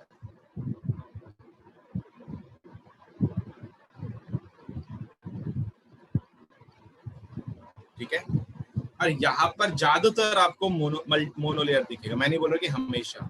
ठीक है, मतलब सिर्फ अगर केमिकल एब्जॉर्प्शन ही प्रेजेंट रखना है तो आपको मोनोलेयर एब्जॉर्प्शन जनरली दिखेगा. लेकिन अगर आप केमिकल के साथ साथ वॉन्डरबल फोर्सेस भी आपके इन्वॉल्व है तो वहां पे आपको मल्टीलेयर दिख सकता है. ठीक है, तो अगर वॉन्डरबॉल आ जाए तो मल्टीलेयर पे जाएगी चीजें पक्का. या पीटी में भी देखो. तो यहाँ पर हमने ये कुछ केसेस देखे फिजिकल का और केमिकल का. तो बच्चा मेरा एक सवाल है, देखो कई बार ना एक इस तरीके से सवाल आ सकता है. मैंने कहीं देखा था एक सवाल, उसमें क्या होता है कि टेम्परेचर का इफेक्ट ध्यान रखना. टेम्परेचर किस तरह से चेंज करेगा. टेम्परेचर बढ़ाओगे तो आपका क्या होगा, एब्जॉर्प्शन घट जाएगा. ये हमारा क्या कहता है, इफेक्ट ऑफ टेम्परेचर. तो अभी सवाल इस तरह से आ सकता है कि भाई मैं सिर्फ ओरली बोल रहा हूँ, सुन लेना, कि आप क्या कर रहे हो, आप एब्जॉर्प्शन प्रोसेस कैरी आउट कर रहे हो और आपको एक पर्टिकुलर टेम्परेचर में विच इज लो, आपको एब्जॉर्प्शन हाई दिख रहा है. और फिर आपने टेम्परेचर बढ़ाने लगे आप, और उसके बाद आपने क्या देखा कि आपका जो एब्जॉर्प्शन है वो डिक्रीज करने लग गया. आपने फर्दर टेम्परेचर बढ़ाया और फर्दर टेम्परेचर बढ़ाने के बाद आपने देखा कि हमारा जो एब्जॉर्प्शन है फिर इंक्रीज किया ड्रास्टिकली, और फिर फर्दर टेम्परेचर बढ़ाया तो उसके बाद हमें दिखा कि एक पर्टिकुलर टेम्परेचर के बाद फिर एब्जॉर्प्शन नीचे जा रहा है. मतलब ये एक पीक सी चल रही है कुछ ऐसे, ऊपर गए नीचे आए, ऊपर गए नीचे आए. ठीक है, तो यहाँ पर वो पूछेंगे हो क्या रहा है, अगर पूछते हैं तो. ठीक है, या फिर आपसे ये पूछ सकते हैं कि किस टाइप की एब्जॉर्प्शन हो रही है. तो सीधी सी बात है बच्चा, जब आपने शुरुआत में लो टेम्परेचर लिया और आपने एब्जॉर्प्शन कैरी आउट किया और आपको एब्जॉर्प्शन ज्यादा दिख रहा है तो इसका मतलब है वहां पर फिजिकल एब्जॉर्प्शन. अब जब आप टेम्परेचर बढ़ाने लगे तो फिजिकल एब्जॉर्प्शन गिरने लगी. That is the effect of temperature. Temperature बढ़ाओगे तो एब्जॉर्प्शन गिरता है, तो फिजिकल एब्जॉर्प्शन क्या हो गया, गिरने लगा. आपने टेम्परेचर फर्दर बढ़ाया तो अभी टेम्परेचर इतना बढ़ गया कि जो केमिकल एब्जॉर्प्शन का बैरियर था अब मॉलिक्यूल उसको भी क्रॉस कर पा रहे. और इस कारण से हमें क्या दिख गया, अब जो नेक्स्ट आपका सेकंड जो इंक्रीज आ रहा है that is due to chemical absorption. और उसके बाद जब आप फर्दर इंक्रीज करोगे टेम्परेचर को तो केमिकल एब्जॉर्प्शन भी गिरने लगेगा. तो यहाँ पर क्या होता है कि जो आपका प्रोसेस चलता है, पहले आपको फिजिकल एब्जॉर्प्शन दिख रहा है और फिर एक टाइम के बाद आपको केमिकल एब्जॉर्प्शन. ठीक है, तो इस कारण से पूरा आपको कहानी दिख रही है, इंक्रीज डिक्रीज इंक्रीज डिक्रीज. तो जब इंक्रीज आ रहा है पहला, वहां पे फिजिकल एब्जॉर्प्शन. जो पहला डिक्रीज आ रहा है that is the decrease of physical absorption. और फिर टेम्परेचर बढ़ाने के बाद इंक्रीज जो है that is the increase of chemical absorption. और फिर जो डिक्रीज आ रहा है that is the decrease of chemical absorption. ये चीज समझ में आया. तो यहाँ पे चीजें क्या हो रही है, मूव कर रही है from physical to chemical absorption. ठीक है, सो ये हमने डिफरेंस देख लिया बिटवीन फिजिकल एंड केमिकल. तो बच्चे एज अ इंफॉर्मेशन ही है. Okay, so next is plots of absorption. Plots of absorption.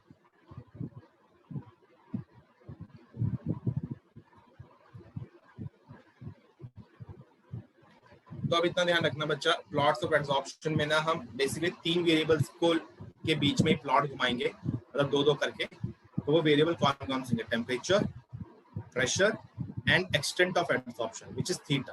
तो थीटा का अलग मतलब है, लेकिन वो प्रोपोर्शनल होता है एक्सटेंट ऑफ एब्जॉर्प्शन, ठीक है। तो हम पहले बात करेंगे टेम्परेचर का, प्रेशर का और थीटा का। इन 3 के बीच में प्लॉट बनने वाले हैं 2-2 करके। तो लेट्स से पहला प्लॉट है आपका आइसोथर्म। तो पहला हम बना रहे that is absorption isotherm. Absorption isotherm. अब हम सबको पता है बच्चा आइसोथर्म का मतलब क्या हो गया? Temperature is constant.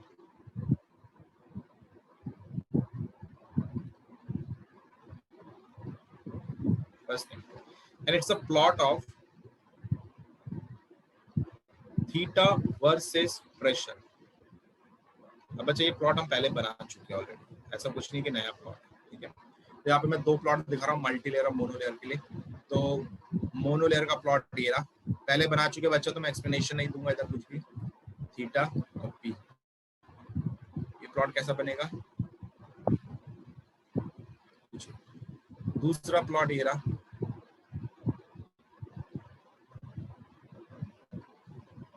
थीटा और पी, ये भी मैं बना चुका हूँ, ये प्लॉट, ठीक है। So this is mono layer and this is multi layer.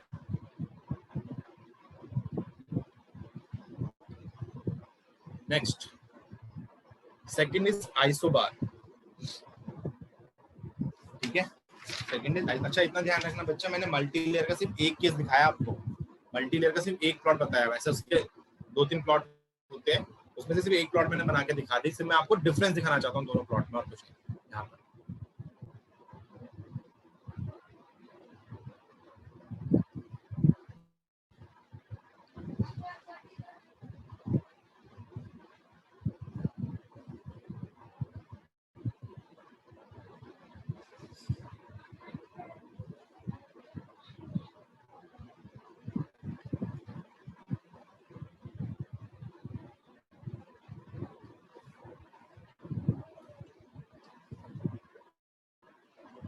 हो गया। नेक्स्ट इज कैसा मार्क किया हमने? First, second, okay. तो second is adsorption isobar. Adsorption isobar, तो आइसोबार का हमें मतलब पता है, pressure is constant, pressure is constant.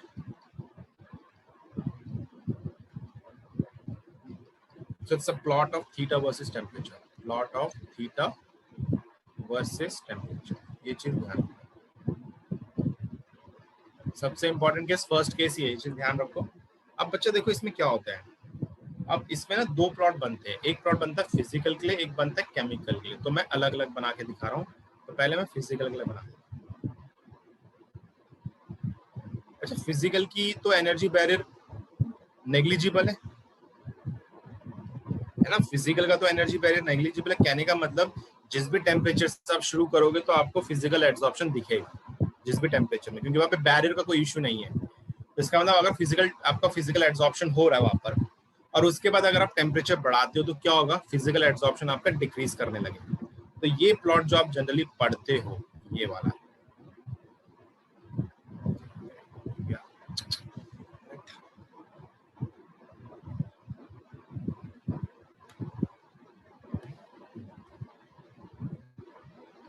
ये जो प्लॉट आप पढ़ते हो ऐसे करके, this is for physical absorption, this is for physical absorption.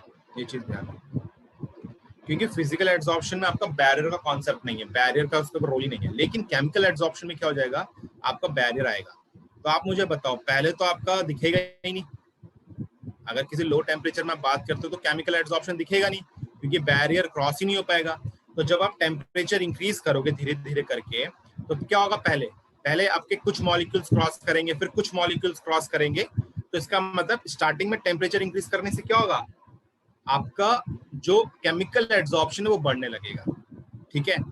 और फिर वो मैक्सिमम होने के बाद, एक बार वो मैक्सिमम पहुंच गया, उसके बाद अगर आप टेम्परेचर बढ़ाओगे तो वो डिक्रीज करने लगेगा ड्यू टू थर्मोडायनेमिक्स, ठीक है। तो इस केस में प्लॉट कैसे जाता है? कुछ ऐसे,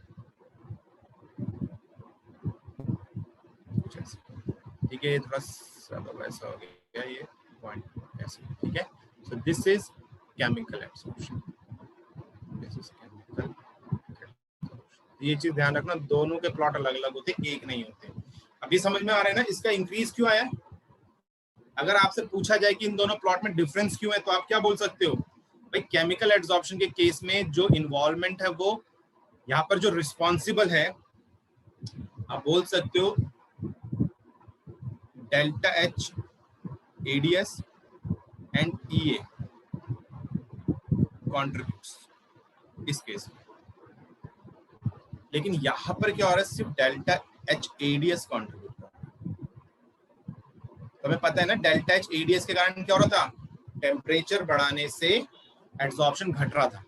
तो इस केस में तो सिर्फ डेल्टा एच एडीएस कॉन्ट्रीब्यूट कर रहा है, बिकॉज ये है नहीं, तो इसलिए डायरेक्ट हमें डिक्रीज दिख रहा है। लेकिन इस केस में क्या हो रहा है कि जो इंक्रीज आ रहा है दैट इज ड्यू टू ईए, क्योंकि जैसे जैसे टेम्परेचर बढ़ा तो ज्यादा से ज्यादा मॉलिक्यूल ने बैरियर को क्रॉस करना शुरू किया, और एक बार वो मैक्सिमम एब्जॉर्प्शन दिखाने लगा, उसके बाद जो डिक्रीज आ रहा है that is due to delta H ADS, that is due to negative enthalpy of absorption.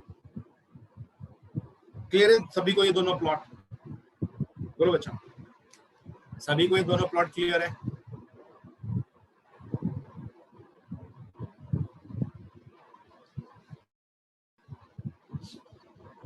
Okay, so next is third point, plot of temperature versus pressure.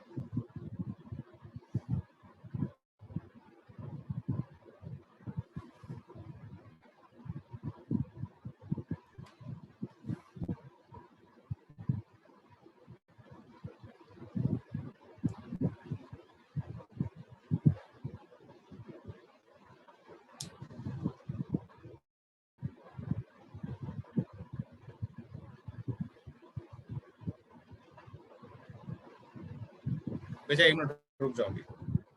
So third is, इसे हम बोलते हैं एब्जॉर्प्शन आइसोटियर। ये word ध्यान रखना, आइसोटियर का important word है ये, आइसोटियर। आइसोटियर का मतलब है थीटा इज कांस्टेंट और absorption is constant. Theta is constant मतलब जो आपका एक्सटेंट ऑफ एब्जॉर्प्शन है उसको आपने फिक्स कर दिया कि भाई अभी एब्जॉर्प्शन इससे ज्यादा नहीं होना चाहिए, ना इससे कम होना चाहिए, इसकी वैल्यू इतनी रहनी चाहिए। तो आपका जो प्लॉट है टेम्परेचर और प्रेशर का, वो कैसे वैल्यू करें? ठीक है, तो इस चीज को ध्यान रखना। यहाँ पर हम क्या कर रहे हैं, हम एक्सटेंट ऑफ एब्जॉर्प्शन को कांस्टेंट रख रहे हैं और टेम्परेचर और प्रेशर की वैल्यू को चेक कर रहे हैं कैसा है। तो ये प्लॉट कैसा आता है बेसिकली, अगर आप इधर देखो, this is temperature, this is pressure. अब आप देखो, फॉर अ मोमेंट मान लो बच्चों, फॉर अ मोमेंट मान लो कि मैं टेम्परेचर को टच ही नहीं कर रहा, या चलो टेम्परेचर को टच नहीं कर रहा, मैं प्रेशर बढ़ा फॉर अ मोमेंट, ये शुरुआत के लिए, ठीक है। स्टार्टिंग में क्या होगा, हमने प्रेशर बढ़ाया, तो प्रेशर बढ़ाने से बच्चा थीटा तो बढ़ जाएगा, टेम्परेचर को छोड़ दो, टेम्परेचर को भूल जाओ फॉर अ मोमेंट। तो प्रेशर बढ़ाया हमने, तो प्रेशर बढ़ाने से क्या होगा, थीटा बढ़ेगा, पर हम तो चाहते हैं थीटा शुड बी कांस्टेंट। तो अगर मुझे थीटा को कांस्टेंट रखना है तो टेम्परेचर में क्या चेंज करें, मतलब थीटा बढ़ रहा है तो मैं चाहता हूँ कि घट के फिर से कांस्टेंट पे आ जाए। तो अगर मुझे थीटा को डिक्रीज करना है तो टेम्परेचर भी क्या करना पड़ेगा, इंक्रीज की डिक्रीज। बोलो इंक्रीज, ये चीज समझ में, मैं फिर से रिपीट कर रहा हूँ। देखो बच्चा, फॉर अ मोमेंट मान लो अभी कांस्टेंट वाली केस छोड़ दो, ठीक है, हमने प्रेशर इंक्रीज किया। अगर मैं प्रेशर इंक्रीज करता हूँ बच्चा तो थीटा बढ़ेगा, हम सबको पता है, मतलब बढ़ने लग गया। पर मैं चाहता हूँ कि थीटा की वैल्यू पहली जैसी रहे, तो मतलब अभी मेरी जो वैल्यू बढ़ी मुझे तो घटाना है, तो उसको घटाने के लिए मुझे टेम्परेचर में कैसा चेंज करना पड़ेगा, उसको बढ़ाना पड़ेगा। तो कहने का मतलब क्या है कि अगर मुझे थीटा को कांस्टेंट रखना है और अगर मैं प्रेशर को बढ़ाता हूँ उस वक्त, तो थीटा को कांस्टेंट रखने के लिए मुझे टेम्परेचर को भी साथ साथ बढ़ना पड़ेगा। तो इसका मतलब यहाँ पर जो प्लॉट आएगा वो कुछ इस तरीके का, ठीक है। तो बच्चे ये सब आपका कुछ बेसिक इंट्रोडक्शन पार्ट था जो आपको पता होना चाहिए, ठीक है। अब हम बात करते हैं आइसोथर्म्स की।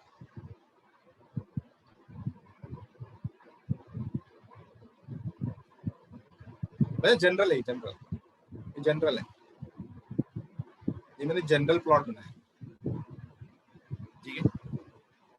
हम सिर्फ इतना बोल रहे हैं कि प्रेशर को बढ़ाने, अगर थीटा को कांस्टेंट रखना है तो प्रेशर बढ़ाने पर टेम्परेचर को बढ़ाना पड़ेगा।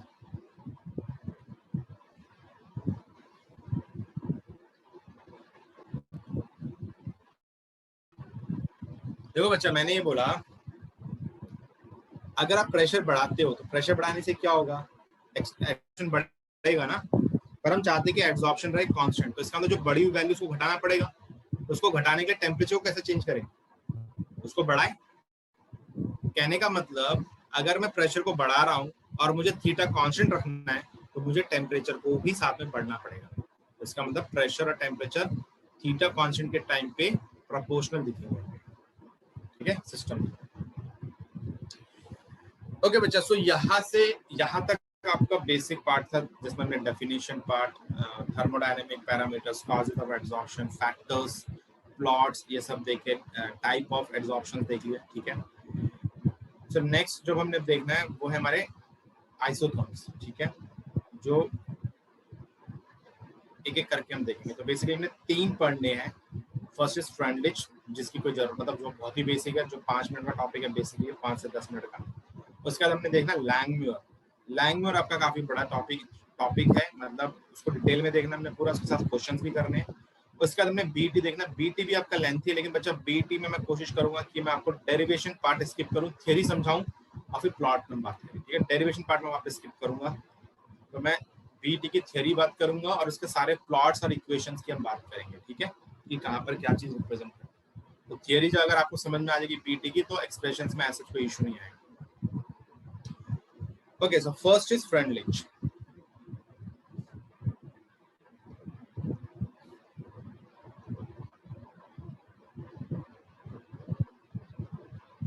अच्छा, मल्टी लेयर वाला ग्राफ में मैंने बोल दिया था उसे वही छोड़ दो, उसे वही छोड़ दो, उसकी जरूरत नहीं है अभी। मल्टी लेयर आपने बीटी में पढ़ना है, तो बीटी का मैंने बोला ना कि मैं आपको थ्योरी समझाऊंगा और ग्राफ समझाऊंगा, तो मैं तब उसके बारे में पूरा पूरा बात करूंगा। अभी मैंने सिर्फ उसको प्लॉट बना के छोड़ दिया, ठीक है। अभी मैंने मोनोलेयर के बारे में भी कुछ डिस्कस नहीं किया, तो मोनोलेयर का आपने इसमें पढ़ना है, लैंग्वेज में, जो अगला आएगा इसके बाद। अगर टाइम बचा तो आज ही शुरू हो जाएगा लैंग्वेज, तो बचेगा टाइम, ठीक है। चलो, तो दिस इज फ्रेंडलिच आइसोटोप।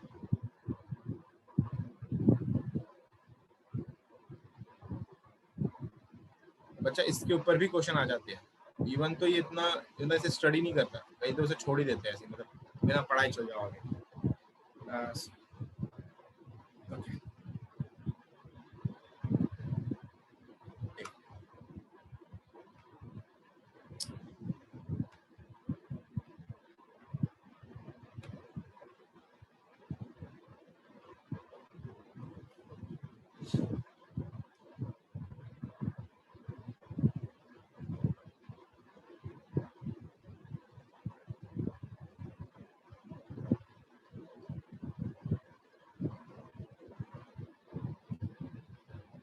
तो बच्चा फ्रेंडलिच ने क्या किया, उन्होंने ये बताया कि किस तरीके से जो एक्सटेंट ऑफ एब्जॉर्प्शन है, ठीक है, वो प्रेशर के साथ वेरी करेगा एट कांस्टेंट टेम्परेचर। इसलिए मैंने पहले फ्रेंडलिच आइसोथर्म लिखा था, ठीक है, पर उसमें मैंने मिटाया क्योंकि इनका ऐसा कोई प्लॉट अवेलेबल नहीं था, ठीक है। बनाते एक प्लॉट, लेकिन आइसोथर्म के बिहाफ में प्लॉट अवेलेबल नहीं था आइसोथर्म के पॉइंट ऑफ व्यू से, तो आप इसे फ्रेंडलिच एब्जॉर्प्शन आइसोथर्म पढ़ते हैं हम लोग इसे, ठीक है। तो यहाँ पर हम फ्रेंडलिच ने क्या किया, फ्रेंडलिच बेसिकली उन्होंने यू कैन से वो पहले साइंटिस्टों में थे जिन्होंने एक्सटेंट ऑफ एब्जॉर्प्शन का रिलेशन प्रेशर के साथ दिया था एट कांस्टेंट टेम्परेचर। प्रॉब्लम क्या था उस एम्पेरिकल रिलेशन का, कि उन्होंने उसके पीछे कारण नहीं बताया कि ये ऐसा क्यों फॉलो करेगा, ठीक है। ये जो रिलेशन मैंने दिया है किस बिहाफ में दिया, इसके बारे में वो बिल्कुल साइलेंट थे। उन्होंने बोला कि ये ऐसे वर्कआउट करेगा, बस। अब सिंस एक्सप्लेनेशन नहीं थी, डिटेल में नहीं थी चीजें, तो इसलिए फ्रेंडलिच एब्जॉर्प्शन आइसोथर्म को ज्यादा पढ़ा नहीं जाता है। इसके बाद आपका लैंग्वेज एब्जॉर्प्शन आया, जिन्होंने डिटेल में अपने पोस्टुलेट्स प्रोवाइड किए, डिटेल में अपनी डेरिवेशन प्रोवाइड की, और उसी के हेल्प से फ्रेंडलिच एब्जॉर्प्शन का जो कॉन्सेप्ट था वो भी एक्सप्लेन हो गया। तो इसीलिए लैंग्वेज एब्जॉर्प्शन काफी इंपॉर्टेंट बन जाती है हमारे लिए, ठीक है। तो फ्रेंडलिच ने क्या किया,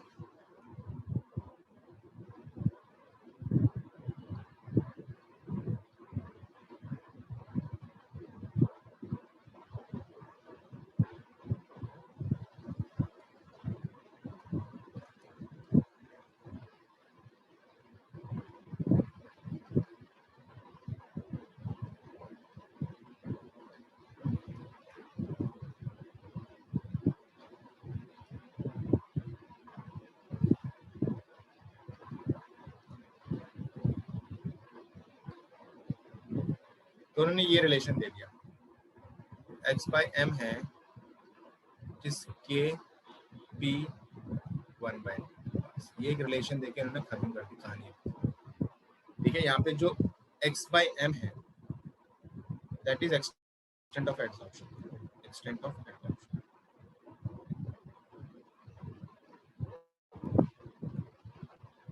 इसमें इतना ध्यान रखना, जो s x है x that is mass of एडसॉर्बिंग,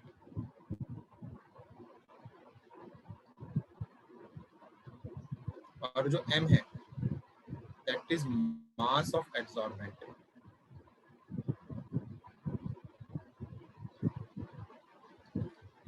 ठीक है, उसके बाद बच्चा k और n, p तो पता ही आपको, प्रेशर और गैस को बताने की जरूरत नहीं है। अच्छा, जो k और n है वो कांस्टेंट होते हैं और उनकी वैल्यू डिपेंड करेगी कि आपका एडसॉर्बेंट कौन है और एडसॉर्बेंट कौन है। ठीक है, so k and n are constants.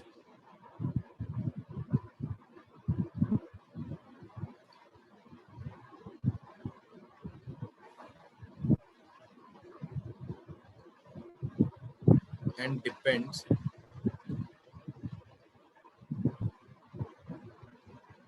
on the nature of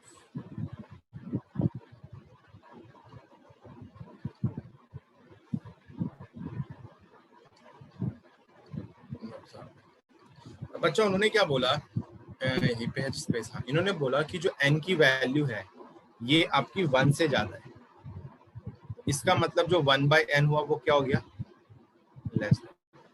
इस चीज को ध्यान रखना कि जो p की पावर है वो 1 से कम है। तो आप मुझे एक चीज बताओ, अगर p की पावर 1 से कम हुई तो एक्सटेंट ऑफ एब्जॉर्प्शन और प्रेशर का रिलेशन कैसा हुआ, डायरेक्टली प्रोपोर्शनल कि इनवर्सली प्रोपोर्शनल?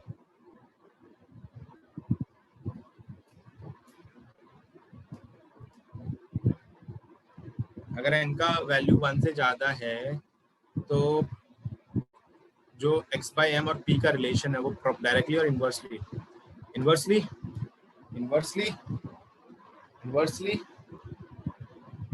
ओके।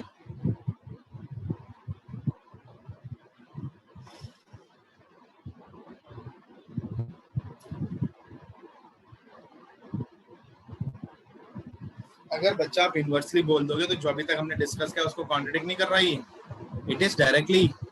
अब it can be inversely, n की वैल्यू 1 से ज्यादा, तो इसका मतलब n 1/n आपका 1 से छोटा है भले पर है तो पॉजिटिव, ये तो मानोगे, क्योंकि n आपका पॉजिटिव है तो 1/n भी पॉजिटिव होगा।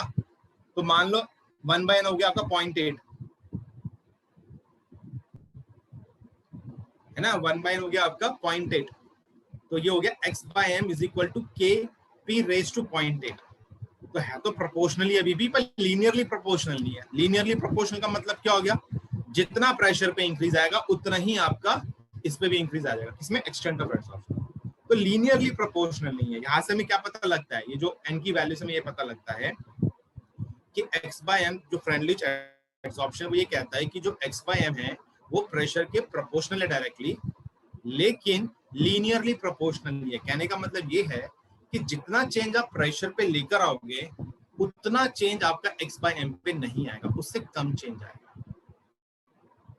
ठीक है, अगर समझो p की पावर 1 होती तो हम क्या बोलते, प्रेशर को डबल करोगे तो x by m भी डबल हो जाएगा। ये तो होता ना, p की पावर अगर 1 होती तो मैं क्या बोलता, p को डबल किया x by m डबल हो गया, p को 3 गुना किया x by m भी 3 गुना हो जाएगा, क्योंकि k तो कांस्टेंट है। यस तो नो, अगर समझो 1/n की वैल्यू मोर देन 1 होती, मतलब p स्क्वायर होता, तो फिर हम क्या बोलते कि p को हमने डबल किया, x by n आपका 4 टाइम्स हो जाएगा। वही ऑर्डर वाला कॉन्सेप्ट लग गया, ऑर्डर में जो पढ़ते थे आप काइनेटिक्स में।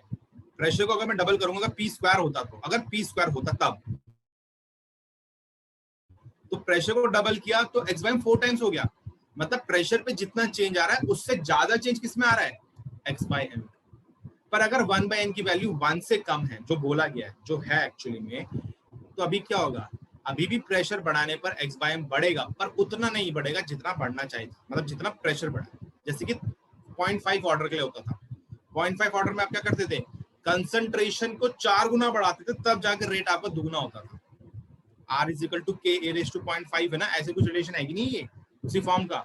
हमेशा ध्यान रखो अगर n की वैल्यू पॉजिटिव है लेकिन 1 से कम है तो वो स्टिल प्रोपोर्शनल होगा, पर मतलब क्या कहेगा वो कि जितना आप x पे बढ़ा रहे हो, मतलब यहाँ पे p है वो x, जितना आप x को बढ़ा रहे हो उतना ज्यादा चेंज y पे नहीं आएगा, बढ़ेगा पर उतना नहीं बढ़ेगा। मतलब डबल किया आपने तो दूसरे साइड आपको 1.5 का इंक्रीज आ सकता है, 1.6 का इंक्रीज आ सकता है, लेकिन 2 टाइम्स का इंक्रीज नहीं आएगा। ठीक है, तो चलो इसको मैं स्टेटमेंट में दे देता हूँ।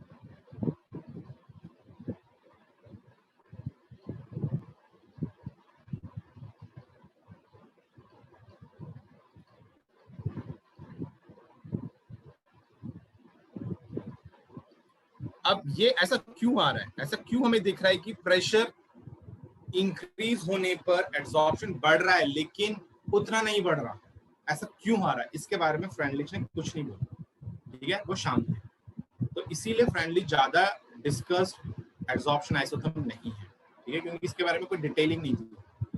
तो यहाँ पर बच्चा एक हम प्लॉट बना सकते हैं, दैट इज प्लॉट ऑफ, इसके ऊपर सवाल आ जाता है log x by m versus log, ठीक है। हम सबको पता है x by m हमारा k p 1 by m, तो अगर मैं log x by m कर दूंगा तो ये क्या बन जाएगा, log x by m is equal to log k plus 1 by n log। देखो तो हमारे पास इसका मतलब प्लॉट कैसा आ गया, straight line with positive intercept, this is log x by m, this is log p, और जो प्लॉट आएगा वो कुछ आपका ऐसा है। तो बच्चा स्लोप अभी भी आपका पॉजिटिव है, 1 by n is less than 1 but it's a positive quantity, ये चीज ध्यान रखना, ठीक है। तो स्लोप इज पॉजिटिव, तो 1 by n की जो वैल्यू आती है वो 0 to 1 लाई करती है, 0 to 1, इसका मतलब जो स्लोप है वो पॉजिटिव है आपका, ठीक है। तो ये हमारा फ्रेंड लिस्ट था, छोटा सा टॉपिक। इसके बाद बच्चा आपका सबसे इंपॉर्टेंट टॉपिक है, दैट इज लैंग्वेज। इसको पढ़ते हुए बहुत टाइम हो जाएगा या कुछ तो हो जाएगा। सो next is language absorption isotherm, most important part है, उसे डबल ट्रिपल टिक जितना करना है चैप्टर लेकर,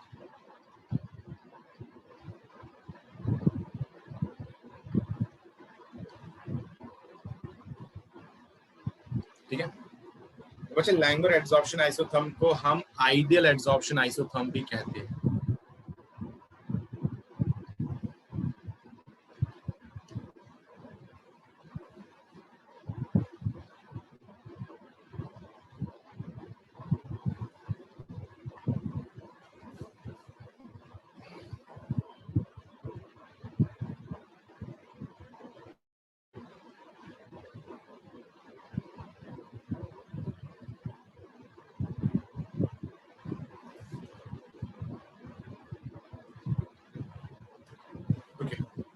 इसको हम क्या बोलते हैं, आइडियल एब्जॉर्प्शन आइसोथर्म भी हम बोलते हैं इसको, ये चीज ध्यान रखना,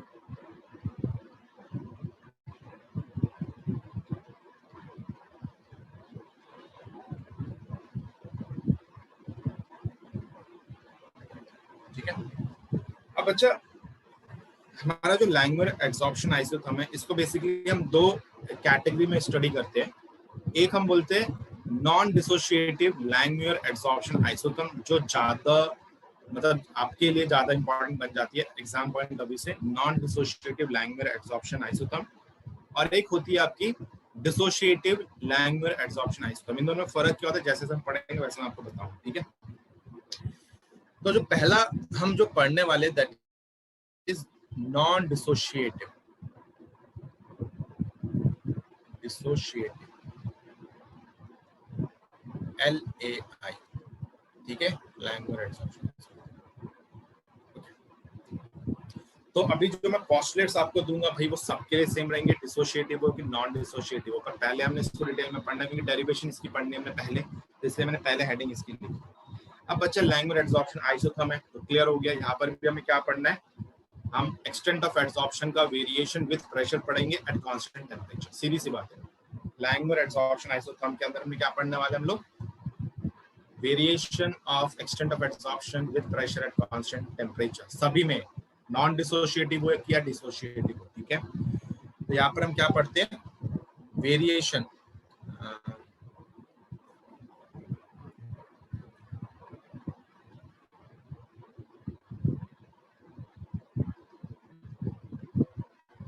अब एक्सटेंट ऑफ एब्जॉर्प्शन को मैं यहाँ पर फ्रैक्शनल कवरेज लिख रहा हूँ, ठीक है, फ्रैक्शनल कवरेज, जो मैंने पीछे थीटा लिखा था ना, थीटा, उससे हम फ्रैक्शनल कवरेज करते हैं, चीज ध्यान रखिए, with pressure at constant temperature, with pressure at constant temperature,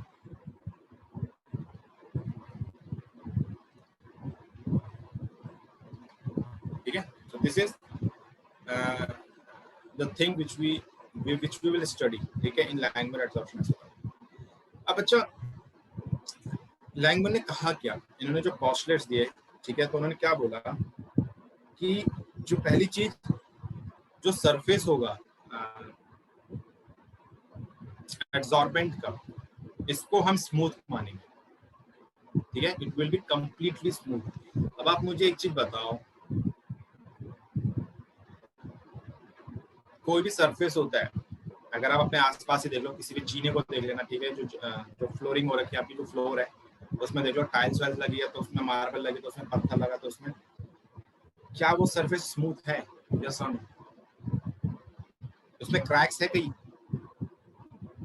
कई क्रैक्स दिख रहे हैं आपको, स्मूथ है वो, स्मूथ या सन?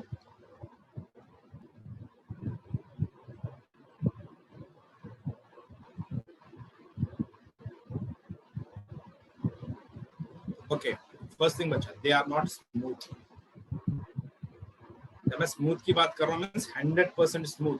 अगर कोई 100% स्मूथ सरफेस होगा ना बच्चा, वहाँ पे फ्रिक्शन ही नहीं होगी। अगर आप उसके ऊपर चलने लग जाओगे तो चलते ही जाओगे, रुक नहीं पाओगे, अनलेस अंटिल कोई कोलिजन ना, ठीक है। तो जितना ज्यादा स्मूथ सरफेस आप बनाओगे उतना कम फ्रिक्शन लगेगा, उतना कम, इसलिए आप वो उतना क्या बोलते हो, आइस स्केटिंग होती है, वो आइस हॉकी होती है ना, जो उसमें आप देखा करो वो बड़े स्मूथली चलते प्लेयर, क्योंकि उसका जो सरफेस होता है काफी ज्यादा स्मूथ क्या होता है, इस कारण से उसमें जो फ्रिक्शन लगता है काफी कम लगता है, ठीक है। आप जो झूला झूलते स्लाइड वाला, जो बचपन में झूला झूलते थे स्लाइडिंग वाला, उसे भी देखना काफी स्मूथ बनाते हैं उसको, घिस घिस के बहुत स्मूथ बनाया होता है, उसमें पत्थर वत्थर डाले होते बीच में, जिससे कि आप बिना किसी दिक्कत के स्लाइड कर जाओ। इतना ध्यान रखना, जितना स्मूथ सरफेस होगा उतना उसमें कम फ्रिक्शन होगा। तो बच्चा, जो आप नेकेड आई से देख रहे हो, जो आप अपनी आंखों से देख रहे हो, आंखों से क्रैक्स नहीं दिखते। क्रैक्स का मतलब दरारें नहीं है, जो दीवार में दरारें आ जाती है बड़ी बड़ी, वो क्रैक्स नहीं है, मॉलिक्यूल्स की बात कर रहे हैं हम लोग यहाँ पे, ठीक है। तो मॉलिक्यूल्स की डायमेंशन आपका 10⁻⁻15 का होता है, एटम्स का। तो क्रैक्स भी उससे थोड़ा सा ज्यादा डायमेंशन की होती है, पर इतनी छोटी होती है कि नेकेड आई से हमें ऑब्जर्व नहीं होती। फर्स्ट थिंग, तो कोई भी सरफेस आपका स्मूथ नहीं होता है, सब सरफेस के ऊपर आपका क्या लगा हुआ है, क्या बोलते हैं, क्रैक्स है। हाँ, ये हो सकता है रिलेटिवली कोई ज्यादा स्मूथ, कोई कम स्मूथ होगा, पर 100% स्मूथ कोई नहीं। जैसे कि टाइल्स आपकी ज्यादा स्मूथ होती है कंपेयर टू मार्बल, तब तो टाइल्स में जल्दी फिसलता बंदा है ना, बच्चों को देखा करो टाइल्स में बहुत गिरते छोटे बच्चे, लेकिन वही पत्थर के ऊपर नहीं गिरेंगे, पत्थर मतलब जो आपका मार्बल जो आप बना लगाते हो घर पे, उस पे नहीं गिरेंगे, ठीक है, क्योंकि वहाँ पे फ्रिक्शन ज्यादा है, वो स्मूथ सरफेस वो कम है, ये उससे ज्यादा स्मूथ है, पर 100% नहीं है, क्योंकि 100% होगा तो आपको हल्का सा पुश के आप चाहते ही जाओगे जब तक दीवार से ना टकरा जाए, ऐसा तो कहीं होता नहीं है, ठीक है, या फिर अपनी तरफ से फोर्स ना लगाओ। तो पहली चीज बच्चा, कोई भी सरफेस आपका स्मूथ नहीं होता है, ठीक है। तो इन्होंने क्या बोला, इनका जो पोस्टुलेट था उसमें जो पहला पॉइंट था, उन्होंने यही बोला कि जो एब्जॉर्बेंट होंगे उनके सरफेस को हम कंप्लीटली स्मूथ मानेंगे, मतलब कोई क्रैक अवेलेबल नहीं है, ठीक है, हम उन्हें कंप्लीटली स्मूथ मानेंगे। सेकेंड, उन्होंने ये बोला कि जो एब्जॉर्बेंट है उनके पास कुछ finite number of adsorption sites होंगी, जिनको उन्होंने एक्टिव साइट्स बोला। एड्सॉर्प्शन साइट्स को उन्होंने क्या बोला? Active sites. तो उन्होंने बोला कि एड्सॉर्बेंट के ऊपर कुछ ही number of active sites available होगी, और सिर्फ इन्हीं एक्टिव साइट्स के ऊपर क्या होगा? एड्सॉर्प्शन होगा। तो सेकंड पॉइंट ये था। थर्ड पॉइंट उन्होंने ये बोला कि जो एड्सॉर्प्शन होगा वो मोनोलेयर नेचर का होगा, मतलब एक साइट के ऊपर सिर्फ एक ही मॉलिक्यूल आके बैठेगा, 2 या 3 आकर नहीं बैठेंगे। ठीक है। चौथा उन्होंने ये बोला कि जो मॉलिक्यूल एडजेसेंट साइट में बैठ रखे हैं, अगल बगल की साइट में बैठ रखे, वो आपस में इंटरेक्ट नहीं करेंगे। उनका इंटरेक्शन जो होगा अपनी साइट के साथ होगा, बाकी बगल वाला मॉलिक्यूल उसके अपने बगल वाले मॉलिक्यूल से इंटरेक्ट नहीं करने वाला। तो इस कारण से उन्होंने क्या, उनका कहने का मतलब क्या था कि इसका मतलब जो एंथैल्पी ऑफ एड्सॉर्प्शन होगा हर साइट का, वो कांस्टेंट होगा, वो सेम होगा। ये मॉलिक्यूल सेम है और साइट का शेप सेम है, नेचर सेम है। तो जब एक ही सेम टाइप के मॉलिक्यूल सेम टाइप के साइट के ऊपर बैठेंगे तो हमेशा डेल्टा एस तो सेम ही निकलेगा ना। फर्क कब आ जाता? फर्क तब आ जाता जब ये इंटरेक्ट कर रहे होते। समझो यहाँ पर अगर मैं बोल दूं ये इंटरेक्शन कर रहे हो, तो समझो पहले कुछ भी नहीं था, तो ये आया, इसने डेल्टा एच एडीएस दिया। अब जब ये यहाँ आएगा कोई दूसरा मॉलिक्यूल, अगर ये आपस में इंटरेक्ट करते तो ये इंटरेक्शन और इसकी इंटरेक्शन डेल्टा एच एडीएस में इफेक्ट करती है ना। डेल्टा एच एडीएस ज्यादा भी हो सकता था, कम भी हो सकता था। तो इसलिए उन्होंने क्या बोल दिया, यहाँ पर कोई इंटरेक्शन नहीं। तो कहने का मतलब कोई भी मॉलिक्यूल कहीं पे भी बैठे, उनका जो डेल्टा एच एडीएस आएगा वो सेम आएगा। ठीक है, कोई फर्क नहीं आएगा। लास्ट पॉइंट उन्होंने ये बोला कि जो एड्सॉर्प्शन है, एड्सॉर्प्शन प्रोसेस है, वो डायनेमिक इक्विलिब्रियम पोजेस करेगा, मतलब एब्जॉर्प्शन और डिसॉर्प्शन दोनों साइमल्टेनियसली हो। ठीक है। तो ये उनके सारे पॉइंट्स थे, पोस्टुलेट्स थे, जो dissociative as well as non dissociative Langmuir adsorption isotherm के साथ वर्कआउट होते हैं। तो मैं अभी पोस्टुलेट्स लिख रहा हूँ। ठीक है, तो पोस्टुलेट्स लिखना शुरू करो।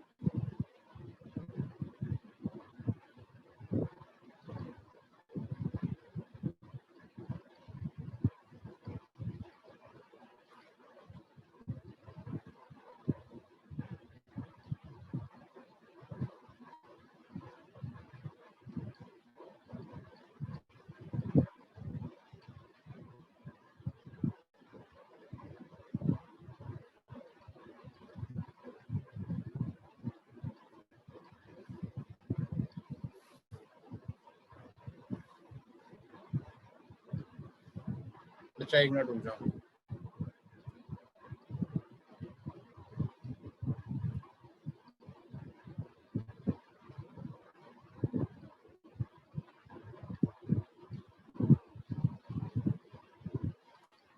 जैसे इस तरह से देखते हैं कैसा रिएक्शन आएगा। G + S तो बच्चा इसके जो के को रेट कांस्टेंट को मैं के लिख रहा हूँ, adsorption rate constant, desorption rate constant, ठीक है। अब यहाँ पर एक चीज ध्यान रखना, ये जो जी है ये है free gas molecule, free gas molecule, अब उसमें कोई इशू नहीं है। दिस इज एड्सॉर्बेंट, ये एड्सॉर्बेंट है, ठीक है। और ये बच्चा एड्सॉर्ब्ड गैस, एड्सॉर्ब्ड गैस, ठीक है। सो इस टाइप की आपकी कुछ रिएक्ट जो कुछ प्रोसेस जो इस टाइप का आपको दिखेगा, ठीक है। तो अभी मैं एक डायग्राम से आपको कुछ चीजें क्लियर कर देता हूँ, जी एस क्या है। तो नेक्स्ट क्लास में सीधा वही से स्टार्ट करेंगे।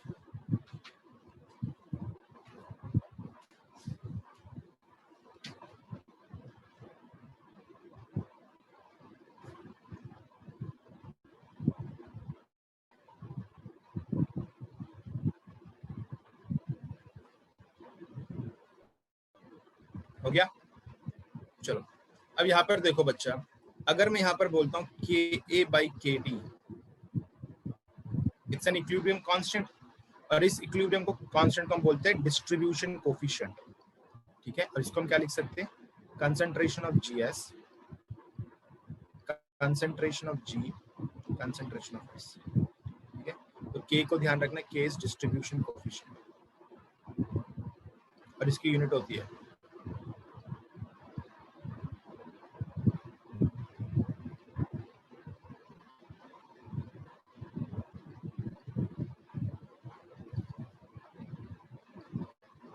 Per unit,